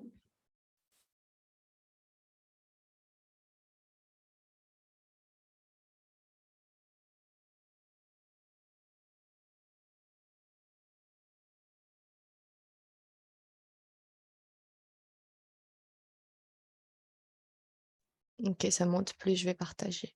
Parfait. Vrai 62%, faux 38%. Oui, donc pour moi, oui, il va de soi, hein, pour moi, oui, clairement. Et donc tout à fait, c'est vrai, hein. Donc du coup, selon une étude menée par Armelle Andro et Marie Leclingon en France, deux chercheuses qui travaillent sur les mutilations génitales féminines, et donc justement, elles ont pu mettre en évidence qu'il y avait plusieurs études qui ont mis en évidence justement ce lien entre mutilation génitale féminine et certaines dysfonctions sexuelles, aussi bien dans le pays d'origine que dans le pays d'immigration. Et donc, dans le dernier atelier, on en parlait aussi hein, avec Marie-Jo Bourdin, qui disait est-ce que dans le pays d'origine, voilà, par rapport au fait qu'être excisé, voilà, c'est un petit peu la norme et ça reflète un petit peu un idéal de femme, mais que dans le cas de la migration, voilà, les femmes excisées rencontrent d'autres femmes et peuvent s'apercevoir des différences et ça pourrait justement porter un coup à leur estime en soi. Et donc, on était aussi revenu sur cette question des dysfonctions sexuelles. Et donc vrai, quoi. Donc, voilà, il y a plusieurs études qui ont mis en évidence que, voilà, il y a ce lien de corrélation-là entre mutilation génitale féminine et certaines, hein, j'ai bien précisé, hein, et certaines dysfonctions sexuelles, hein, donc pas toutes, mais certaines. Comme tu disais aussi, Sandrine, il y a évidemment bien d'autres problématiques à questionner. Tu parlais de femmes excisées, mais aussi de femmes en tant que femmes non excisées dans la vie sexuelle qui rencontrent aussi un certain nombre voilà, de dysfonctions sexuelles et que l'excision, voilà, il faut toujours aller au-delà de l'excision et questionner d'autres voilà, d'autres éléments qui pourraient rentrer en jeu et pourraient jouer sur ce manque de désir ou de plaisir sexuel. Donc, Sandrine, moi, je reviens alors vers toi. Voilà, je voudrais savoir comment est-ce que tu as pu identifier et questionner justement le continuum de violence dans lequel Fatou a baigné. Ben, le comment, c'est oser poser des questions. Mm. Et à nouveau, en expliquant le pourquoi. Et donc, au fur et à mesure, comme je dis, c'est vraiment comme une pelote de laine avec ses fils. Je ne sais pas à l'avance ce qu'elle va me dire. Je ne connais pas à l'avance sa vie, donc j'en sais rien. Mais au fur et à mesure des événements, d'abord, c'est reconnaître à chaque fois que c'est quelque chose d'extrêmement violent et que, en tout cas, moi, en tant que personne, pas uniquement en tant que soignant et thérapeute, en tant qu'être humain, en tant que personne, en tant que femme, ce qu'elle me dit, mais c'est extrêmement violent, donc ce qu'elle a dû vivre. Et je lui explique aussi que ça peut expliquer aussi les répercussions que ça a sur sa vie aujourd'hui.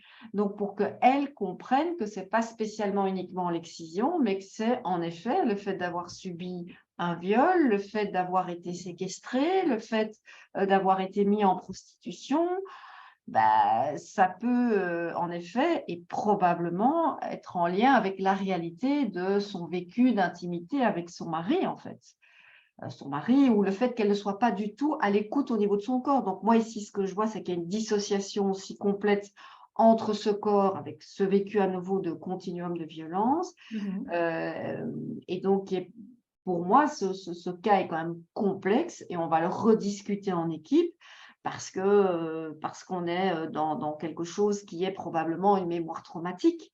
Et donc, voilà, donc il y a de nouveau oser poser des questions pour avoir ce fil, et puis surtout le ramener, et nous, c'est notre grande chance, c'est en multidisciplinaire. Oui, Parce que je pense qu'il n'y a personne qui sait aider une seule personne, même sexo, même si voilà, tout a eu lieu dans cet intime et cette violence sexuelle. Je pense qu'à un moment donné, il faut avoir la modestie de se dire « Waouh, c'est très complexe, c'est lourd. » Et en effet, comme disait Awa, même si elle épousait cet homme de manière raisonnable, je ne crois pas qu'il y a aucun partenaire, même s'il est attentif, s'il est doux, s'il prend son temps, qui va pouvoir l'aider à dépasser tout ce qu'elle a vécu. Alors attention, que moi je crois beaucoup, beaucoup, beaucoup en la résilience, parce que beaucoup de femmes qui ont subi l'excision ont une résilience extraordinaire. Mais bon, il y a une réalité ici d'accumulation et de continuum qui n'est pas si simple. Donc, je ne peux dire que oser poser des questions de manière correcte, de manière dans le respect, en expliquant, et dire aussi à la personne, vous avez le choix de me répondre ou pas. oui, Ça me semble essentiel, et il ne faut pas croire que si la personne ne répond pas, ou même si elle ne répond pas la réalité, on s'en fiche, c'est que quelque part à ce moment-là, ce n'était pas le bon moment pour elle, mais les femmes, ça va continuer à trotter dans la tête, et un jour, elles savent que vous avez osé poser la question, et donc si un jour elle a envie de le déposer, elle reviendra en disant, vous savez, un jour, vous m'avez posé telle question. Eh bien, maintenant, je voudrais répondre, ou voilà, je me sens prête. Donc, même s'il n'y a pas de réponse transparente au moment même, peu importe, le fait d'ouvrir les questions ouvre les portes et permet déjà un cheminement de réflexion d'elle merci. vis-à-vis d'elle. Merci beaucoup, Sandrine. Je vous propose de donner la parole à Dr Daniel. Je vois que vous avez levé la main il y a quelques temps. Je ne sais pas si vous souhaitez intervenir, Daniel. Oui, voilà, merci.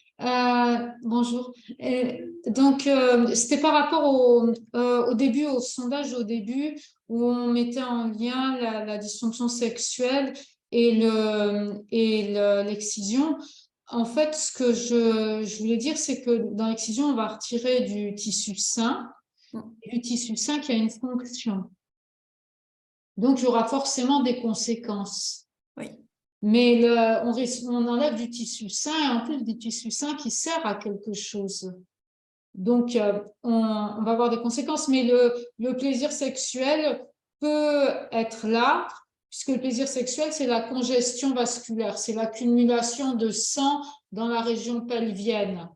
Donc, le sang, il va s'accumuler dans ce qui reste, on va dire, comme organe aux alentours du vagin, dans les structures avoisinantes. Mais la conséquence, elle sera toujours là parce qu'on a retiré une partie de tissu qui était fonctionnelle. Et ça, c'était pour la première partie du sondage. Et puis la dernière partie du sondage avec la question du pays d'origine, est-ce que la dysfonction, comment positionner la dysfonction quand on est toujours dans le pays d'origine ou bien quand on est finalement on a migré, on se trouve dans un autre pays. Finalement, dans un autre pays, et je pense que le problème de l'excision, c'est que on va la faire, parfois on va la faire, on sait que ça va faire mal et que c'est qu'il ne faut pas la faire, que c'est pas bien que dans le pays d'origine, parce que le problème, c'est qu'il y a la prise d'otage par rapport à l'appartenance. C'est-à-dire, si on ne fait pas cette excision, on n'appartient pas au groupe. Et donc, il va avoir un dilemme, en fait, où pour appartenir, il faut mutiler, quoi. Donc, c'est ça le dilemme. Maintenant, si on se trouve dans un autre pays, le dilemme, il va se diluer. C'est-à-dire que ça sera moins fort. On peut se dire que non, ce n'est pas obligé de faire une excision pour appartenir à une communauté. On peut appartenir à une communauté sans faire cette excision. La différence, moi, je la positionnerai à cet endroit-là, quoi. Qu'il y a quand même que quand on a migré, il y a quand même une acculturation qui fait qu'on a peut-être plus de choix de le faire, de ne pas le faire, de faire une reconstruction, parce que la question de l'appartenance est moins vive. Ça va se diluer dans ce qu'on est en train de vivre maintenant dans un endroit où l'excision, ça ne se fait pas et que c'est même puni. Voilà, c'est ça que je voulais dire. Merci beaucoup pour votre intervention.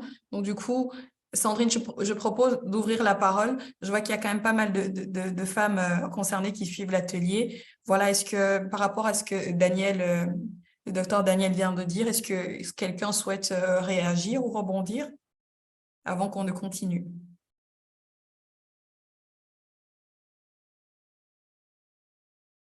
C'est très clair. Alors, merci beaucoup, Daniel, voilà, pour votre apport.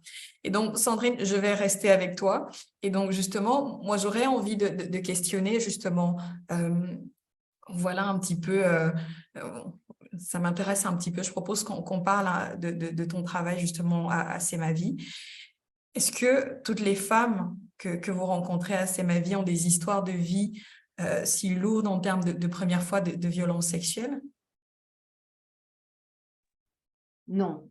Bon, c'est vrai que Fatou, comme vignette clinique, là, c'était pour montrer à quel point, et ça fait partie d'une certaine réalité, mais en tout cas, pas toutes. Par contre, et ça, j'ai vu un changement à partir du moment, parce que moi aussi, j'ai évolué, c'est-à-dire qu'au départ, je me fixais moi-même sur le côté de l'excision, et puis c'est vrai que j'ai commencé finalement il y a 9 ans avec les femmes qui ont subi l'excision, et il n'y avait pas encore tout ce ramdam, même dans nos sociétés, par rapport aux violences sexuelles. On peut dire vraiment que l'affaire Weinstein et le hashtag MeToo a mis aussi en exergue, en lumière toutes ces violences sexuelles, donc pour qu'on en prenne encore plus conscience. Et puis c'est vrai qu'à côté de C'est ma vie, il y a le Centre pour les prises en charge du CPVS qui nous a encore évidemment plus sensibilisés, parce que sinon je ne posais pas d'office la question ni aux femmes excisées ni aux autres femmes, alors que maintenant je trouve que c'est un non-sens absolu, mais bon voilà, hein. Est-ce que vous avez un jour subi des violences sexuelles dans votre vie? Et je me rends compte que les femmes qui ont subi l'excision, eh bien, si ce n'est pas aussi lourd que l'histoire de Continuum de Fatou, eh bien, elles sont à nouveau des femmes comme partout sur la planète, c'est-à-dire qui ont, au-delà de l'excision, vécu, moi je dirais que je suis peut-être pas très loin de 50%, des attouchements ou des viols durant leur enfance. Parce que ce n'est pas parce qu'on est excisé qu'on n'a pas été attouché ou violé par un tonton, un grand-père, un cousin, un frère. Je veux dire, ça ne les épargne malheureusement pas de ça. Et donc, je réalise qu'au-delà de l'excision, qui est déjà une violence sexuelle en soi, elles ont déjà, en tout cas dans une sexualité duo, si je puis exprimer ça comme ça, elles ont, je dirais plus ou moins une sur deux, oui c'est ça, plus ou moins une sur deux, subi des violences sexuelles autres, qui étaient les premières fois de sexualité avec d'autres personnes. Et on sait à quel point, dans toutes les études, l'impact que peut avoir ces violences sexuelles qui sont très souvent donc intraprivées, hein, par des personnes de confiance, par des personnes qui ont un lien de pouvoir sur l'enfant. Donc, elles subissent ça, en effet, aussi. Donc, ça, on a quand même très régulièrement dans notre population. Et puis, dans le cas des mariages forcés, ce que nous, on appelle viol marital. Mais ça, c'est quelque chose qu'on ouvre et qu'on discute avec elles, parce que dans leur conception, ce n'est pas un viol, c'est mon devoir conjugal. Et donc ça, moi, je ne dis pas c'est faux, c'est vrai, on ouvre la réflexion ensemble. Il n'y a pas de vérité absolue. C'est de dire ensemble, ou à un moment donné, dans le cadre de la loi belge, mais ce n'est pas ce que vous dites, c'est faux. On ouvre la réflexion. Mais donc ça aussi, mon mari, alors que ce soit même le mari bien-aimé, il veut. Je ne me questionne pas moi, je ne questionne pas mon envie, je ne questionne pas mon désir, je ne me questionne pas moi. S'il veut, je dois être à disposition, point. Donc ça aussi, c'est quelque chose à réfléchir et à discuter, non pas en disant qu'il y a une vérité, mais en tout cas pour apprendre à se positionner soi et quelle est ma place de sujet. Parce que finalement, à travers l'excision, il y a cette intégration que je suis un objet et un objet sexuel à disposition. Et donc, si elles ont subi des violences premières dans le côté duo, notamment des viols ou des attouchements, ça renforce le fait que vous êtes un objet sexuel.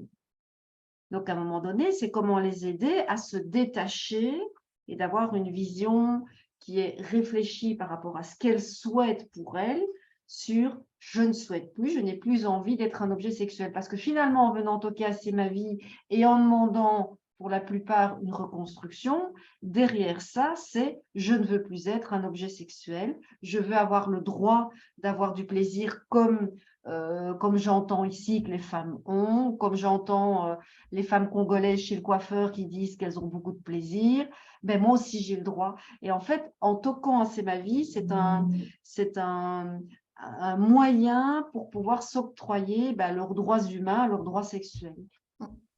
Merci beaucoup, Sandrine. Je propose de rester, j'ai envie de rester avec ta casquette de CPVS. Tu as parlé, voilà, Centre de prévention des violences sexuelles. Et donc, c'est vrai que c'est aussi une discussion qui a eu lieu ici dans le cadre des ateliers en ligne. L'année dernière, on questionnait l'inceste.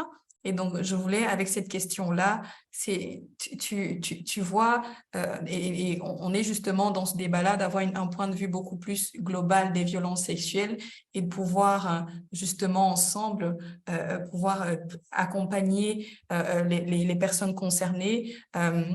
Voilà, à travers voilà, une harmonisation et de pouvoir justement combiner tous ces éléments-là pour mieux accompagner les personnes concernées. Est-ce que tu fais ce lien-là entre les mutilations génitales féminines, l'inceste, le viol? Est-ce qu'avec ta casquette de CPVS, dans le cadre de ta pratique quotidienne, tu observes au niveau des conséquences? Est-ce que tu peux nous en dire un peu plus? Qu'est-ce que tu observes au niveau des conséquences de ces différents types de violences sexuelles? Mais CPVS, c'est un centre quand même aigu. Hein. Donc, la réalité, c'est que c'est quand les femmes ont subi, idéalement, dans les premières heures d'une violence sexuelle, d'un viol, c'est vraiment réservé à quelque chose de très aigu. Mais par contre, moi, je les récupère, donc je suis rarement dans la période aiguë, parce que discuter au niveau de cette sexualité dans cette période aiguë, il faut quand même laisser le temps de digérer, de se poser.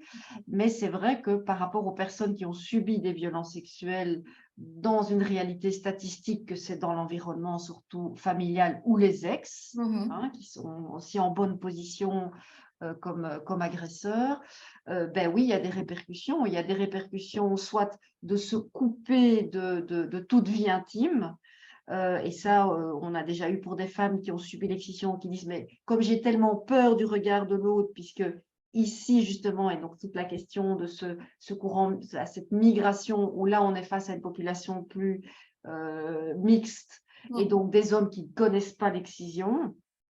Et donc, comme elles ne veulent plus avoir de critique ou de regard, ce qui est une forme de violence, hein, cette première violence où elles ont des commentaires d'hommes qui n'ont pas l'habitude ou qui n'ont jamais vu de femmes excisées.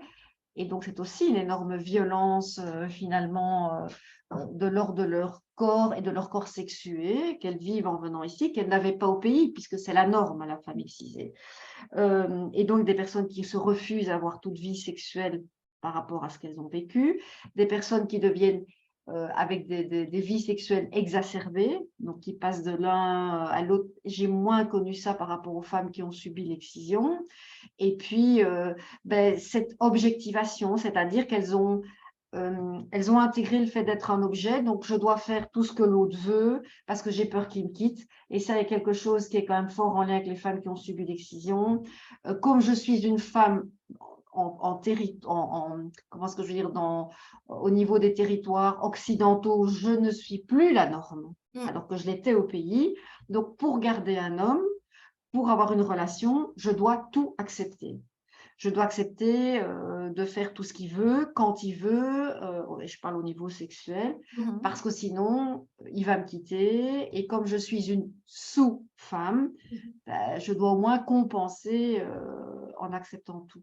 Et donc ça, on voit qu'en effet, que ce soit lié à la violence sexuelle de l'excision, particulièrement, là je vise vraiment l'excision, mais aussi aux violences sexuelles de l'ordre d'attouchement, d'inceste et autres, c'est souvent une sorte d'intégration d'objets, d'objectivation de la femme, duquel on travaille pour l'en détacher, pour qu'elle reprenne plein pouvoir sur sa vie intime et qu'elle fasse des choix libres et éclairés.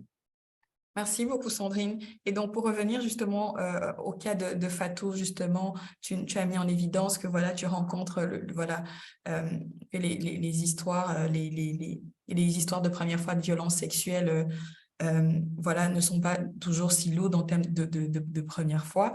Je voulais te demander par rapport à Fatou, est-ce que Fatou, c'est une exception ou alors son histoire, c'est une histoire parmi tant d'autres auprès de patientes que tu reçois au sein de CMAVie? Par rapport à elle, clairement, c'est une mémoire traumatique. Donc, c'est de manière surprenante. On a des mémoires traumatiques par rapport aux femmes qui ont subi l'excision et donc d'autres violences sexuelles, évidemment.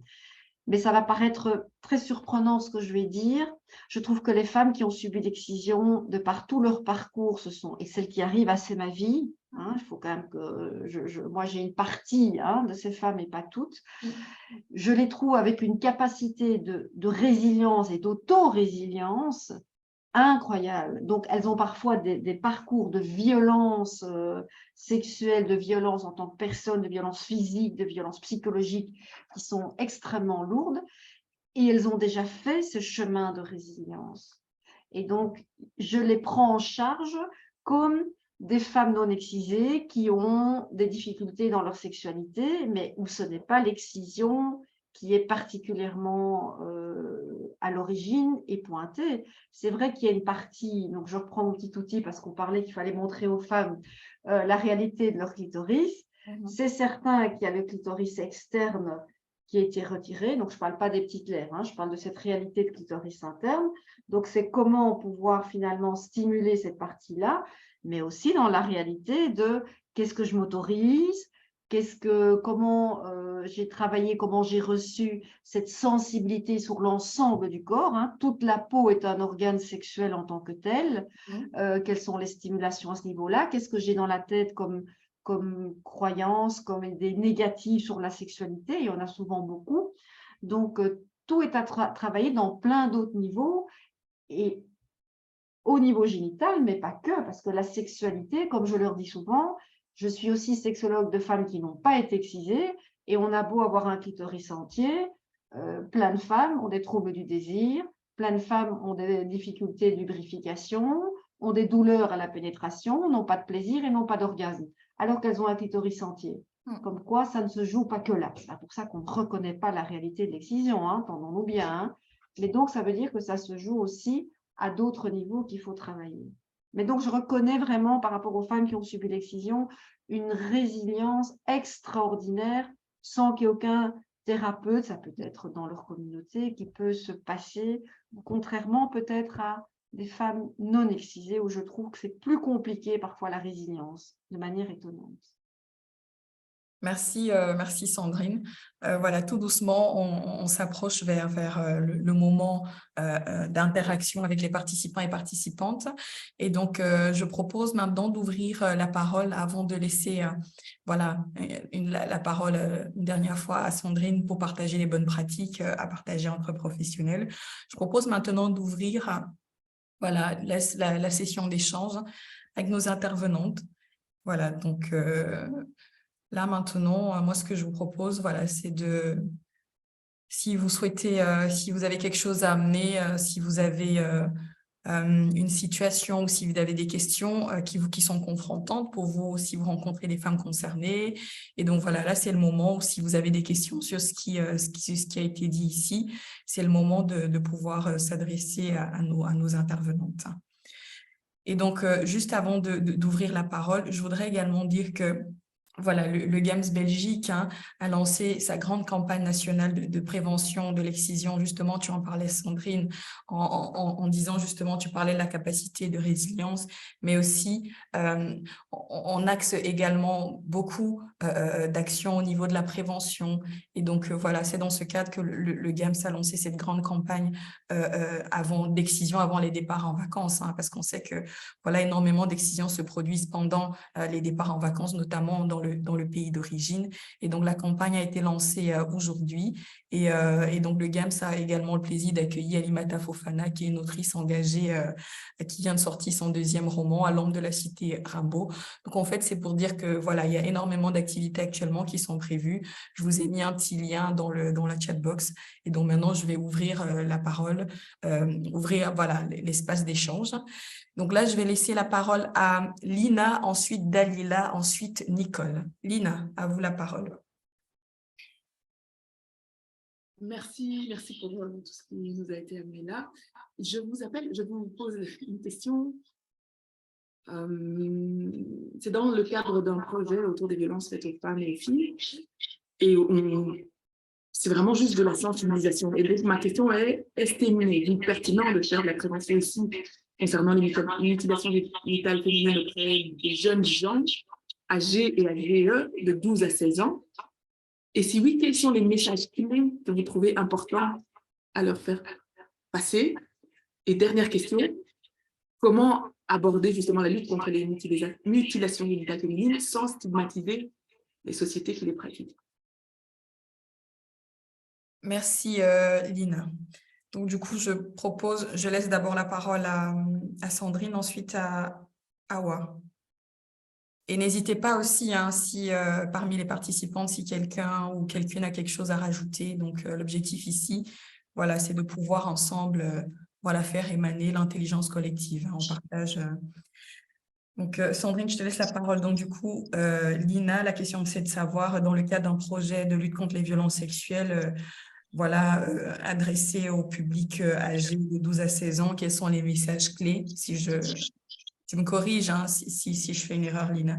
Quels seraient les messages clés qui pourraient être adressés à ces publics-là, mais également comment aborder dans le cadre des campagnes ou bien de la sensibilisation les mutilations génitales féminines sans stigmatiser les populations concernées. Bon, probablement que si je réfléchis, il y a d'autres choses qui sortiraient, mais je pense que déjà de commencer à c'est quoi les notions de respect, les notions d'écoute, parce que les notions d'oser demander, les notions de limite, à pouvoir oser dire, parce que quand je vois le nombre de femmes, quelles qu'elles soient, qui n'osent pas dire non, on ne peut pas dire non, on ne peut pas refuser. Donc, le droit à dire non, le fait que les autres doivent apprendre à écouter et à respecter les noms, donc mettre ses limites, et le respect de l'autre de manière globale. La connaissance du corps, moi, je trouve tellement essentiel de pouvoir connaître son corps. Et donc, on parlait du clitoris, et c'est vrai que la réalité anatomique et naturelle fait que chez les femmes, c'est beaucoup plus discret. Au-delà que dans toutes les sociétés, ce sexe est tabou. Et donc, raison de plus que de davantage mettre la connaissance sur ce corps féminin et ce corps féminin dans le cadre de l'intime, puisque il est particulièrement plus discret de manière anatomique.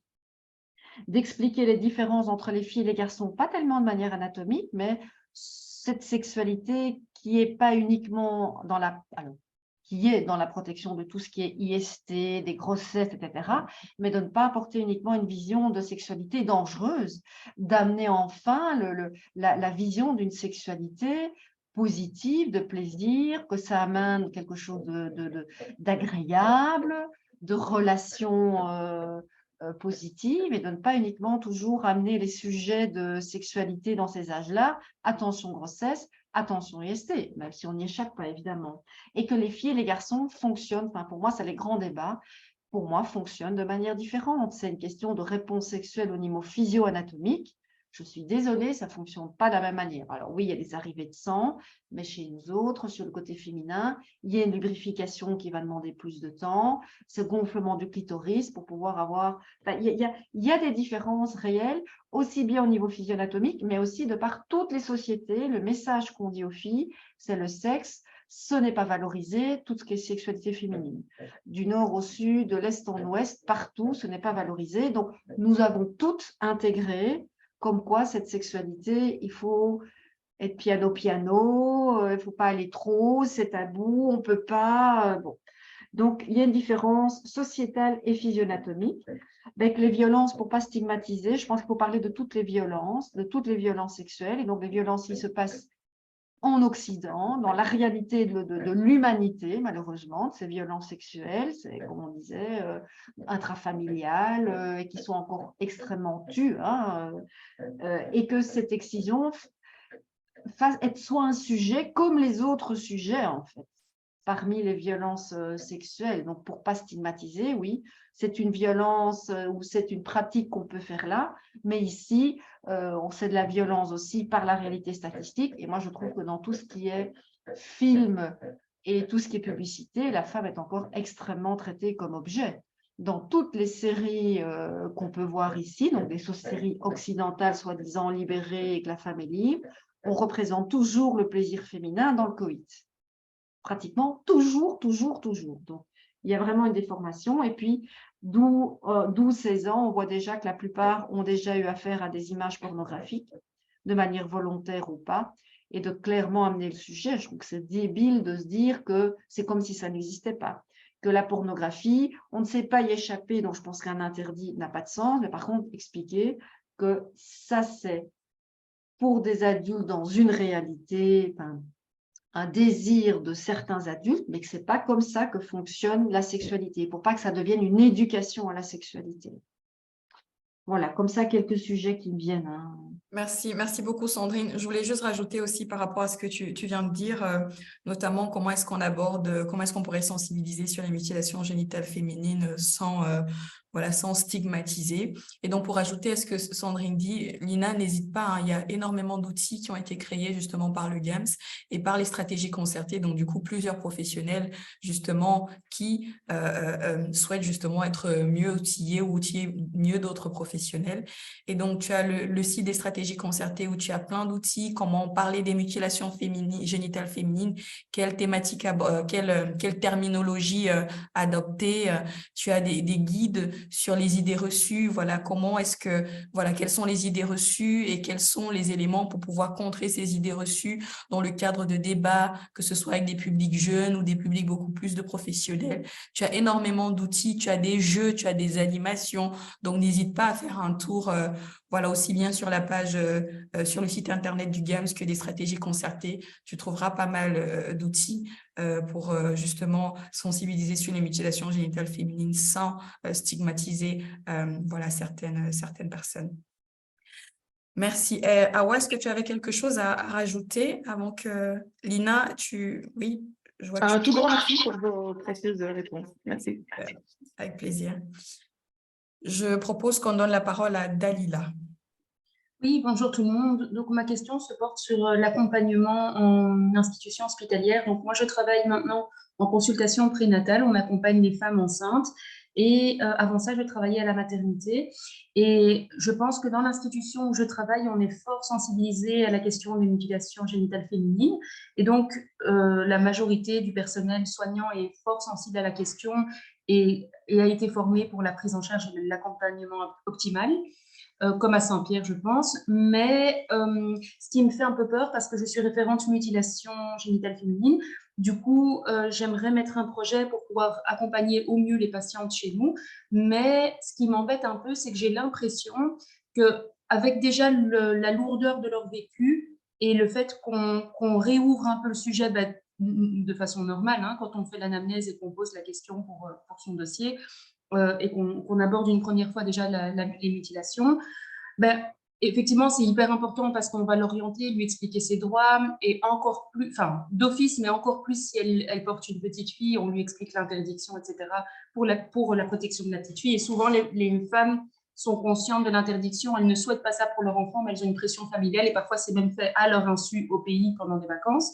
Et donc, je reviens à ma question. Ce qui me faisait un peu peur, c'est que de service en service, puisqu'elle passe de consultations prénatales en salle d'accouchement aux échographies fétales et puis à la maternité, en fait, j'ai l'impression qu'on réaborde peut-être un peu trop le sujet. Est-ce qu'on ne réouvre pas à chaque fois une souffrance? Est-ce que ça vaut vraiment la peine de réaborder le sujet à chaque fois qu'elle est prise en charge? Ou est-ce que les collègues de la salle d'accouchement, si elles savent qu'elle a subi des mutilations, juste le fait d'avoir l'information, elles seront plus attentives? Ou est-ce que vraiment elles doivent réen parler? Parce qu'à la maternité, on réen parlait, puisque la pédiatre fait signer un document de non-excision pour sensibiliser les patientes et dire l'interdiction d'exciser leur petite fille. Donc voilà, j'ai un peu peur de à chaque fois réouvrir une souffrance On est hypersensible et je me demande si c'est pas un peu trop aussi pour les femmes de réouvrir à chaque fois cette souffrance et justement de se sentir peut-être stigmatisées du fait que ce soit noté dans leur dossier à chaque fois. Je réponds? Oui, Sandrine. Mais juste peut-être, moi, ce que je pense en effet, c'est qu'à un moment donné, il ne faut pas, comme je dis, hein, il faut... j'ai le sentiment qu'il ne faut pas réduire ces femmes à leur excision. Donc là, elles sont quand même dans le cadre d'une grossesse, elles vont accoucher, c'est des femmes qui accouchent d'un bébé, et il ne faut pas uniquement la voir comme une femme excisée.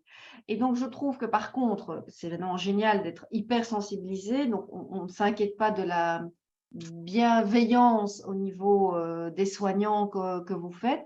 Mais moi, je me dis, vous êtes référente, transmettre à cette femme qui est une référente, savoir qu'elle est excisée ou d'une certaine manière, mais il n'y a peut-être pas à mettre le mot, hein. Il y a peut-être, nous, je sais que quand il y a par exemple autre chose de danger, on met des red flags ou des machins comme ça, ce qui n'est pas nécessaire pour les femmes excisées, mais se dire, voilà, au sein de l'hôpital, on a décidé que comment est-ce qu'on le mettait, on peut le réfléchir sans que le mot soit en grand et en rouge, mais que chaque personne ou que chaque soignant qui va la voir et comment ça se passe par rapport à votre excision, en effet, c'est comme si elle n'était plus que ça. On la résume nous-mêmes, on lui renvoie, on fait un miroir qu'elle n'est plus que ça. Alors que là, elle passe des affaires, enfin, elle est dans sa vie aussi en tant qu'être humain et en tant que femme. Par contre, qui est une personne référente, que si elle souhaite en parler, et ça me semble être essentiel, et qu'elles savent où elle peut aller si elles ont besoin d'aide, si elles ont envie de déposer des choses, ou voire d'organiser une rencontre d'emblée avec vous, par exemple. Que dans son parcours, quelqu'un qu'elle rencontre d'office, bah tiens, voilà, on sait que vous êtes excisé, est-ce que ça a une répercussion sur votre vie maintenant? Comment vous sentez ça? Comment ça se passe dans votre vie sociale, dans votre vie de couple, Et là, on peut ouvrir le sujet, mais pas que chaque intervenant ouvre le sujet, je pense, ouvre le sujet. Merci, je suis entièrement d'accord avec vous. Donc, on va essayer de mettre les choses en place avec le reste de mes collègues.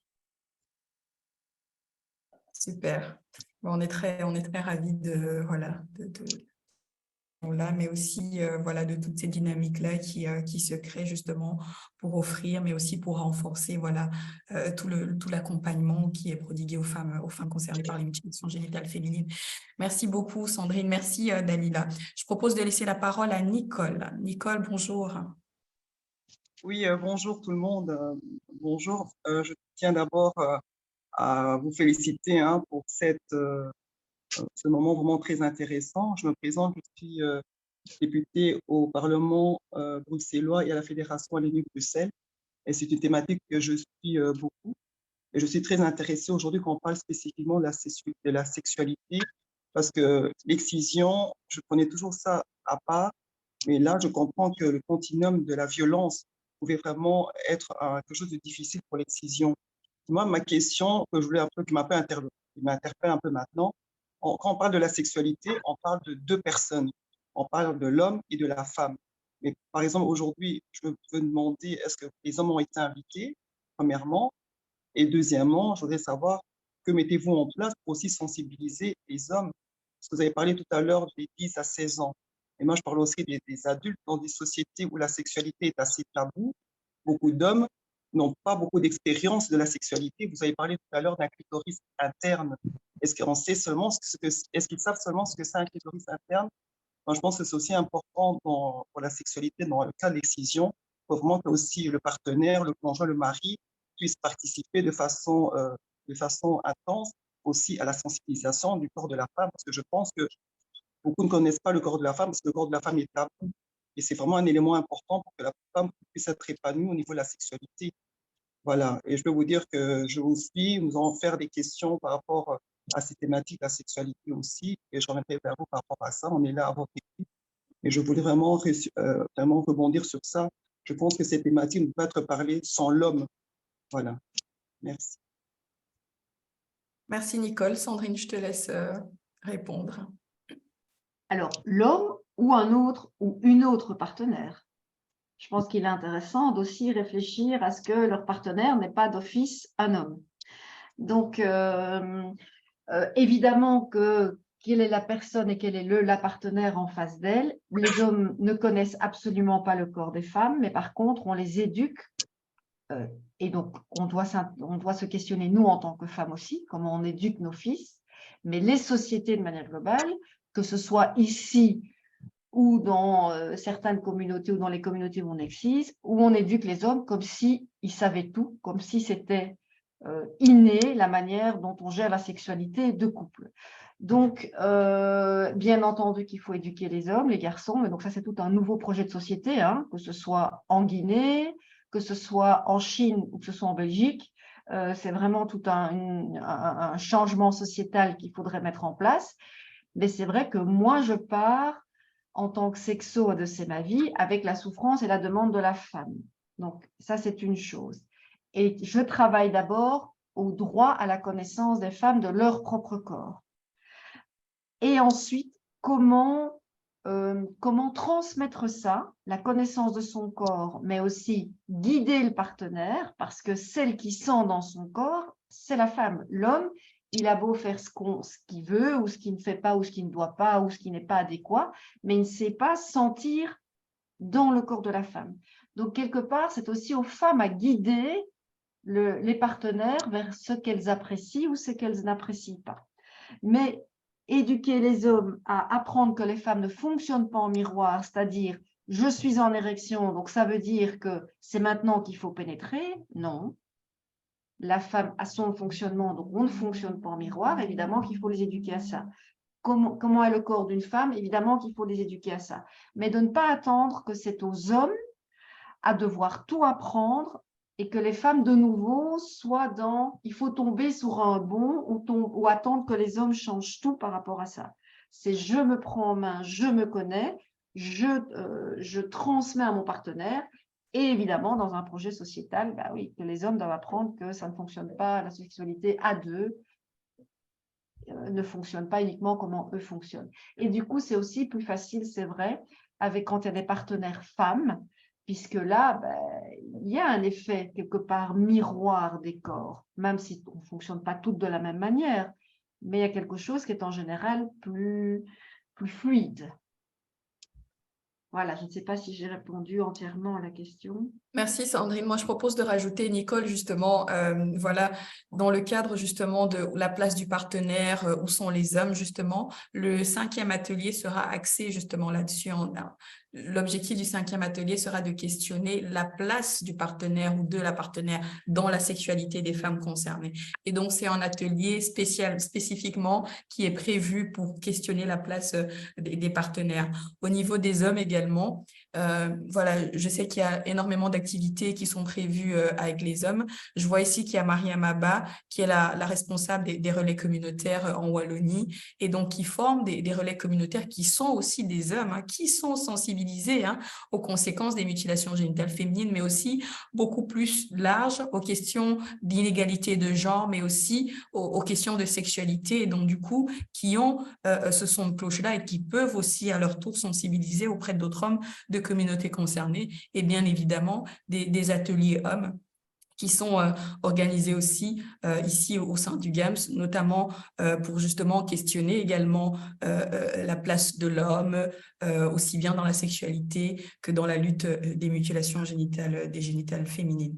Donc voilà un petit peu, Nicole, ce qui est mis en place. Donc super.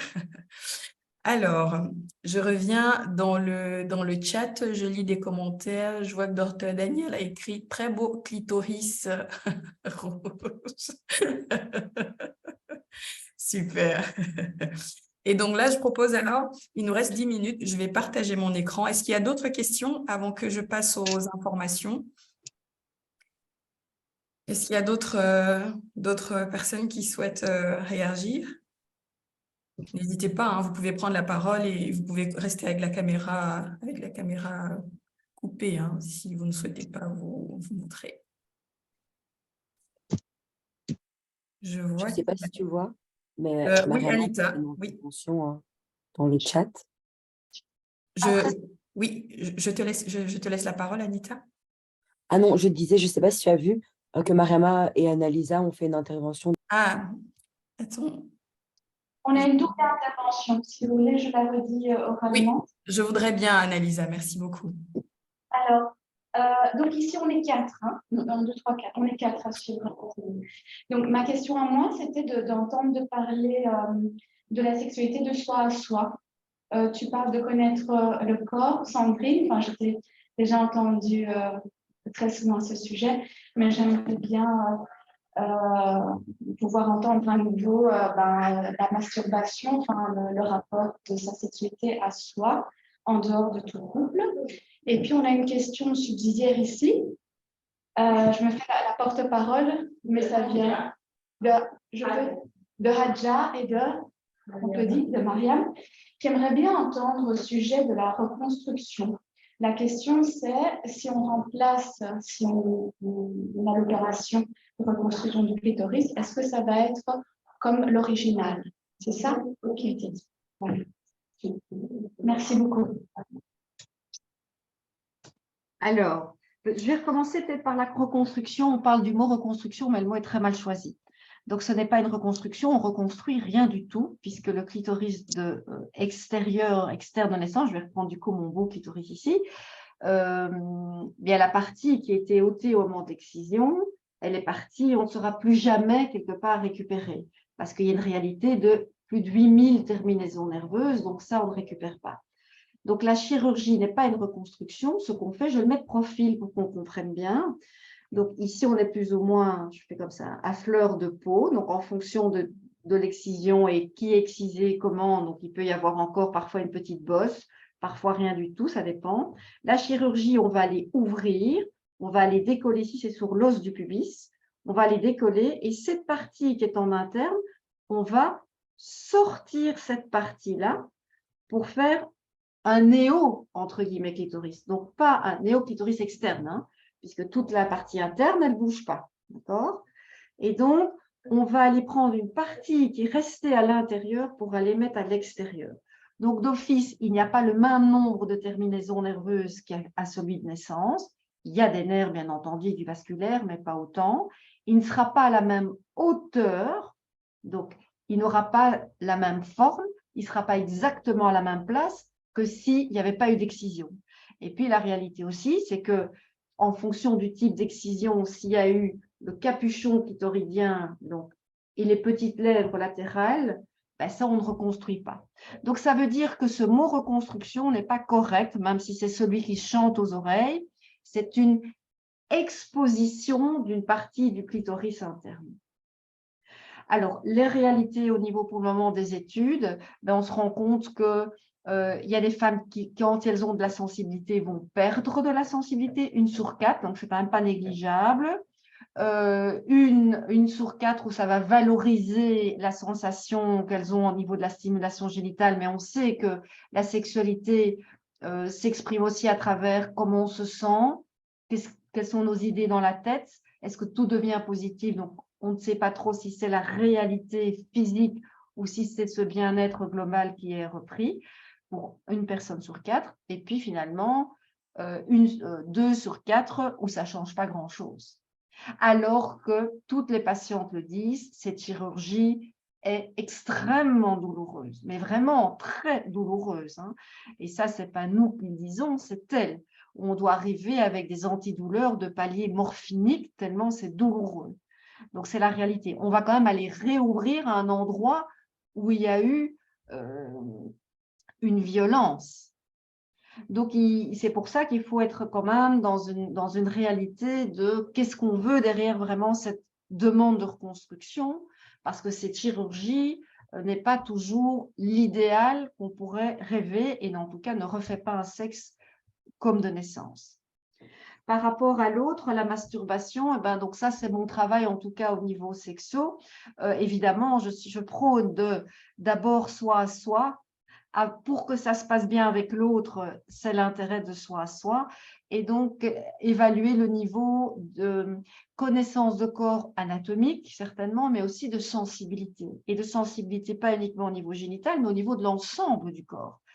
Comment est-ce que les femmes écoutent leur corps, comment elles entendent leur corps. Je vais travailler des touchés différents. Moi, au niveau de la main, je vais leur demander de le faire à la maison sur leur corps, sur leurs mains, quel type de toucher différent, qu'est-ce qui leur plaît, qu'est-ce qui ne leur plaît pas, est-ce que c'est plus profond, plus léger, donner plein de vocabulaire pour que ça existe, pour que ça commence à exister dans leur construction et dans leur schéma corporel, un schéma corporel de sensibilité et de sensualité d'abord sur l'ensemble du corps. Et puis, je vais arriver petit à petit au niveau génital. Parce que parfois, si on va frontalement au niveau de la masturbation, il y a quelque chose où c'est « ça ne se fait pas ». Ça, je n'ai jamais fait. C'est interdit au niveau religion. Donc, il faut amener ça dans un droit à une connaissance de soi et à un éveil. Si vous venez parce que vous souhaitez développer votre sexualité, ben, on commence déjà à apprendre à être à l'écoute et à l'éveil de sensibilité au niveau génital. Donc, ça, c'est vraiment important d'aller par palier quelque part. Et évidemment, on va arriver jusqu'à une autostimulation très clairement au niveau de l'intime, évidemment. Donc, ça va se travailler aussi. Moi, j'aime beaucoup quand même avec d'abord de la découverte anatomique, mais au cas de sensibilité de sa vulve, et puis de stimulation. Et donc, pour le dernier Ah, c'est ma vie, on a créé un package pour les femmes qui s'investissent dans cette découverte au niveau de leur intimité, où on est allé jusqu'à acheter des petits sextoys bullettes qui sont pour justement pouvoir s'amuser, aller stimuler les zones et aller apprendre à sentir, découvrir, voir ce qui plaît ou ce qui ne plaît pas, là avec un stimulateur externe. Merci beaucoup, Sandrine. Merci pour cette information. Donc, voilà, n'hésitez pas, hein, mesdames, si voilà, vous êtes déjà à ce niveau de découverte, d'exploration de votre corps, de faire appel à ce kit qui a été mis, qui a été mis sur pied à C'est ma vie. Donc là, je lis encore un dernier commentaire de Dr Daniel qui dit tout à fait d'accord justement sur la question de la chirurgie qui n'est pas hein, la réponse miracle hein, finalement. Et justement, la reconstruction, tu parlais de l'exposition. Et donc, c'est important de mettre ça en perspective pour que les femmes ne se projettent pas un idéal qui à la fin ne serait pas celui qui avait tant été rêvé. Alors, je propose s'il n'y a plus d'autres questions de passer aux différentes actualités. Donc, du coup, Sandrine, je vais te laisser la parole une dernière fois. Est-ce que tu as d'autres bonnes pratiques que tu souhaiterais parler ici avec les professionnels? Tu as parlé tout à l'heure d'aller au-delà de la question de l'excision. Est-ce que il y a d'autres éléments que tu souhaiterais partager en termes de bonnes pratiques pour questionner les violences sexuelles et les premiers fois? Ouais. Comme je disais, hein, c'est vraiment d'aller oser prendre de la distance aussi vis-à-vis de l'excision, de sortir de cette femme uniquement de son passé par rapport à l'excision, de pouvoir contextualiser sa réalité aussi de maintenant, hein, de ne pas la laisser uniquement comme que sa vie n'est qu'une conséquence de ce qui s'est passé dans le passé. Qu'est-ce qui se passe aussi aujourd'hui dans la réalité de son couple, dans ses rencontres, qu'est-ce qu'elle a vécu sur le territoire, ici je prends belge, mais aussi dans son passage migratoire. Donc c'est vraiment d'oser aller interroger les différentes facettes de sa vie. Mais il n'y a qu'une chose à faire, c'est d'oser vraiment poser des questions. Hein. Parce que, par exemple, une violence conjugale du présent, si on va gratter, elle me dit, je ne comprends pas, je n'ai pas de plaisir, je n'ai pas de désir. Donc, je vous donne un exemple. Et puis, je me rends compte, mais comment se passe la relation actuellement avec monsieur? Oui, je suis mariée, tout va, etc. Oui, mais comment ça se passe exactement? On découvre des violences conjugales de maltraitance psychologique où elle se fait insulter. Et en fait, la personne se dit, mais je ne comprends pas, je n'ai pas de plaisir, je n'ai pas de désir. Je dis, mais vous savez, il n'y a aucune femme qui va avoir une vie sexuelle épanouie si, avec son partenaire de vie, elle se fait insulter, elle se fait battre, il rentre sous, il tape les enfants. Enfin, je veux dire, il y a aussi une réalité de contexte qui n'a rien à voir avec l'excision. Donc, c'est vraiment apprendre à décontextualiser par rapport à l'excision, mais aussi de voir si dans d'autres sphères de sa vie, elle n'est pas objectivée, en fait. Pour pouvoir réfléchir à la dynamique globale, qu'elle soit sexo, qu'elle soit psy-sociale, à tous les niveaux de la prise en charge d'une femme qui a subi l'excision. Je te remercie, Sandrine. Awa, est-ce que tu aurais d'autres conseils, d'autres bonnes pratiques que tu souhaiterais partager toi aussi? Oui, moi, je vais ajouter ça. Je dirais aux femmes, je sais bien qu'il y a beaucoup de femmes qui sont conscientes que la mutilation génitale n'est pas une bonne pratique. Mais le problème, elles ont peur d'être stigmatisées. Et surtout, elles pensent que quand on n'est pas excisé, tu es impur. Et il faut prendre vraiment une décision pour contredire tout ça là, parce que dans une communauté où tout le monde est excisé, toi tu penses que c'est normal, même si c'est pas normal. Et de leur faire savoir encore que leur corps leur appartient. C'est à eux de dire oui. Si elles n'ont pas envie, elles n'ont pas droit de céder, de dire non surtout. Parce que s'il n'y a pas l'envie, rien ne va marcher. Donc, c'est à elles de décider à quel moment et comment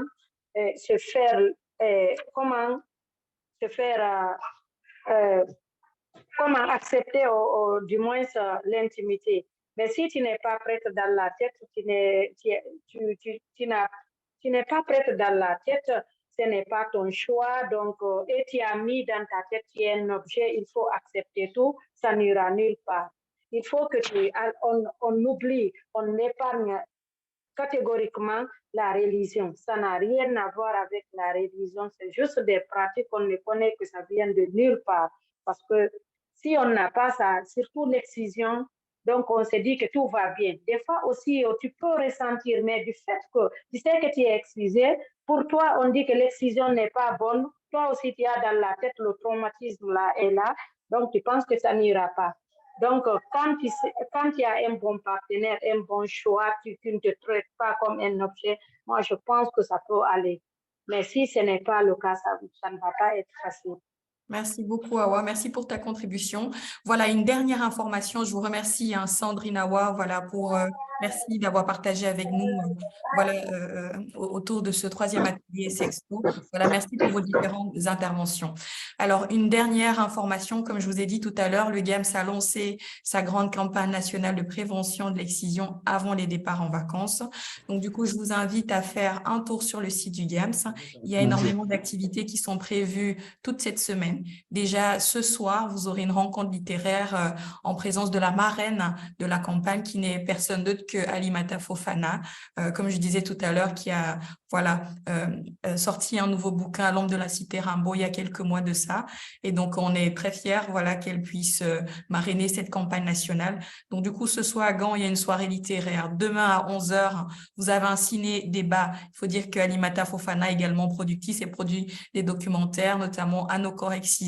Donc, du coup, je vous invite demain massivement au Palace à Bruxelles. Vous avez également demain soir une rencontre littéraire à partir de 19h avec Alimata Fofana à propos de l'ouvrage À l'ombre de la cité Rimbaud. Et bien évidemment à Liège, vous aurez un ciné-débat au Juste à Liège le jeudi soir à partir de 19h.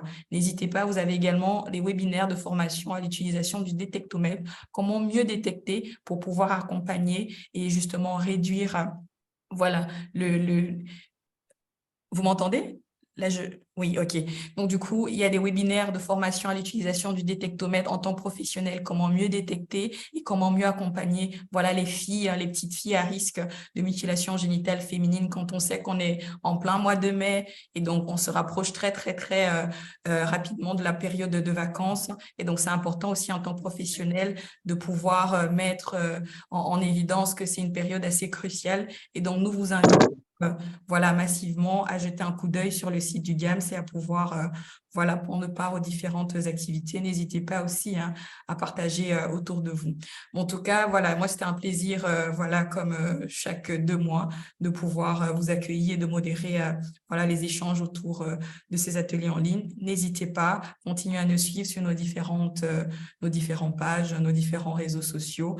Et donc, j'ai plus qu'à vous remercier de votre présence et je vous dis à très bientôt pour un nouvel atelier. Merci Sandrine, merci Awa, merci à toutes et à tous. Bonne fin de journée.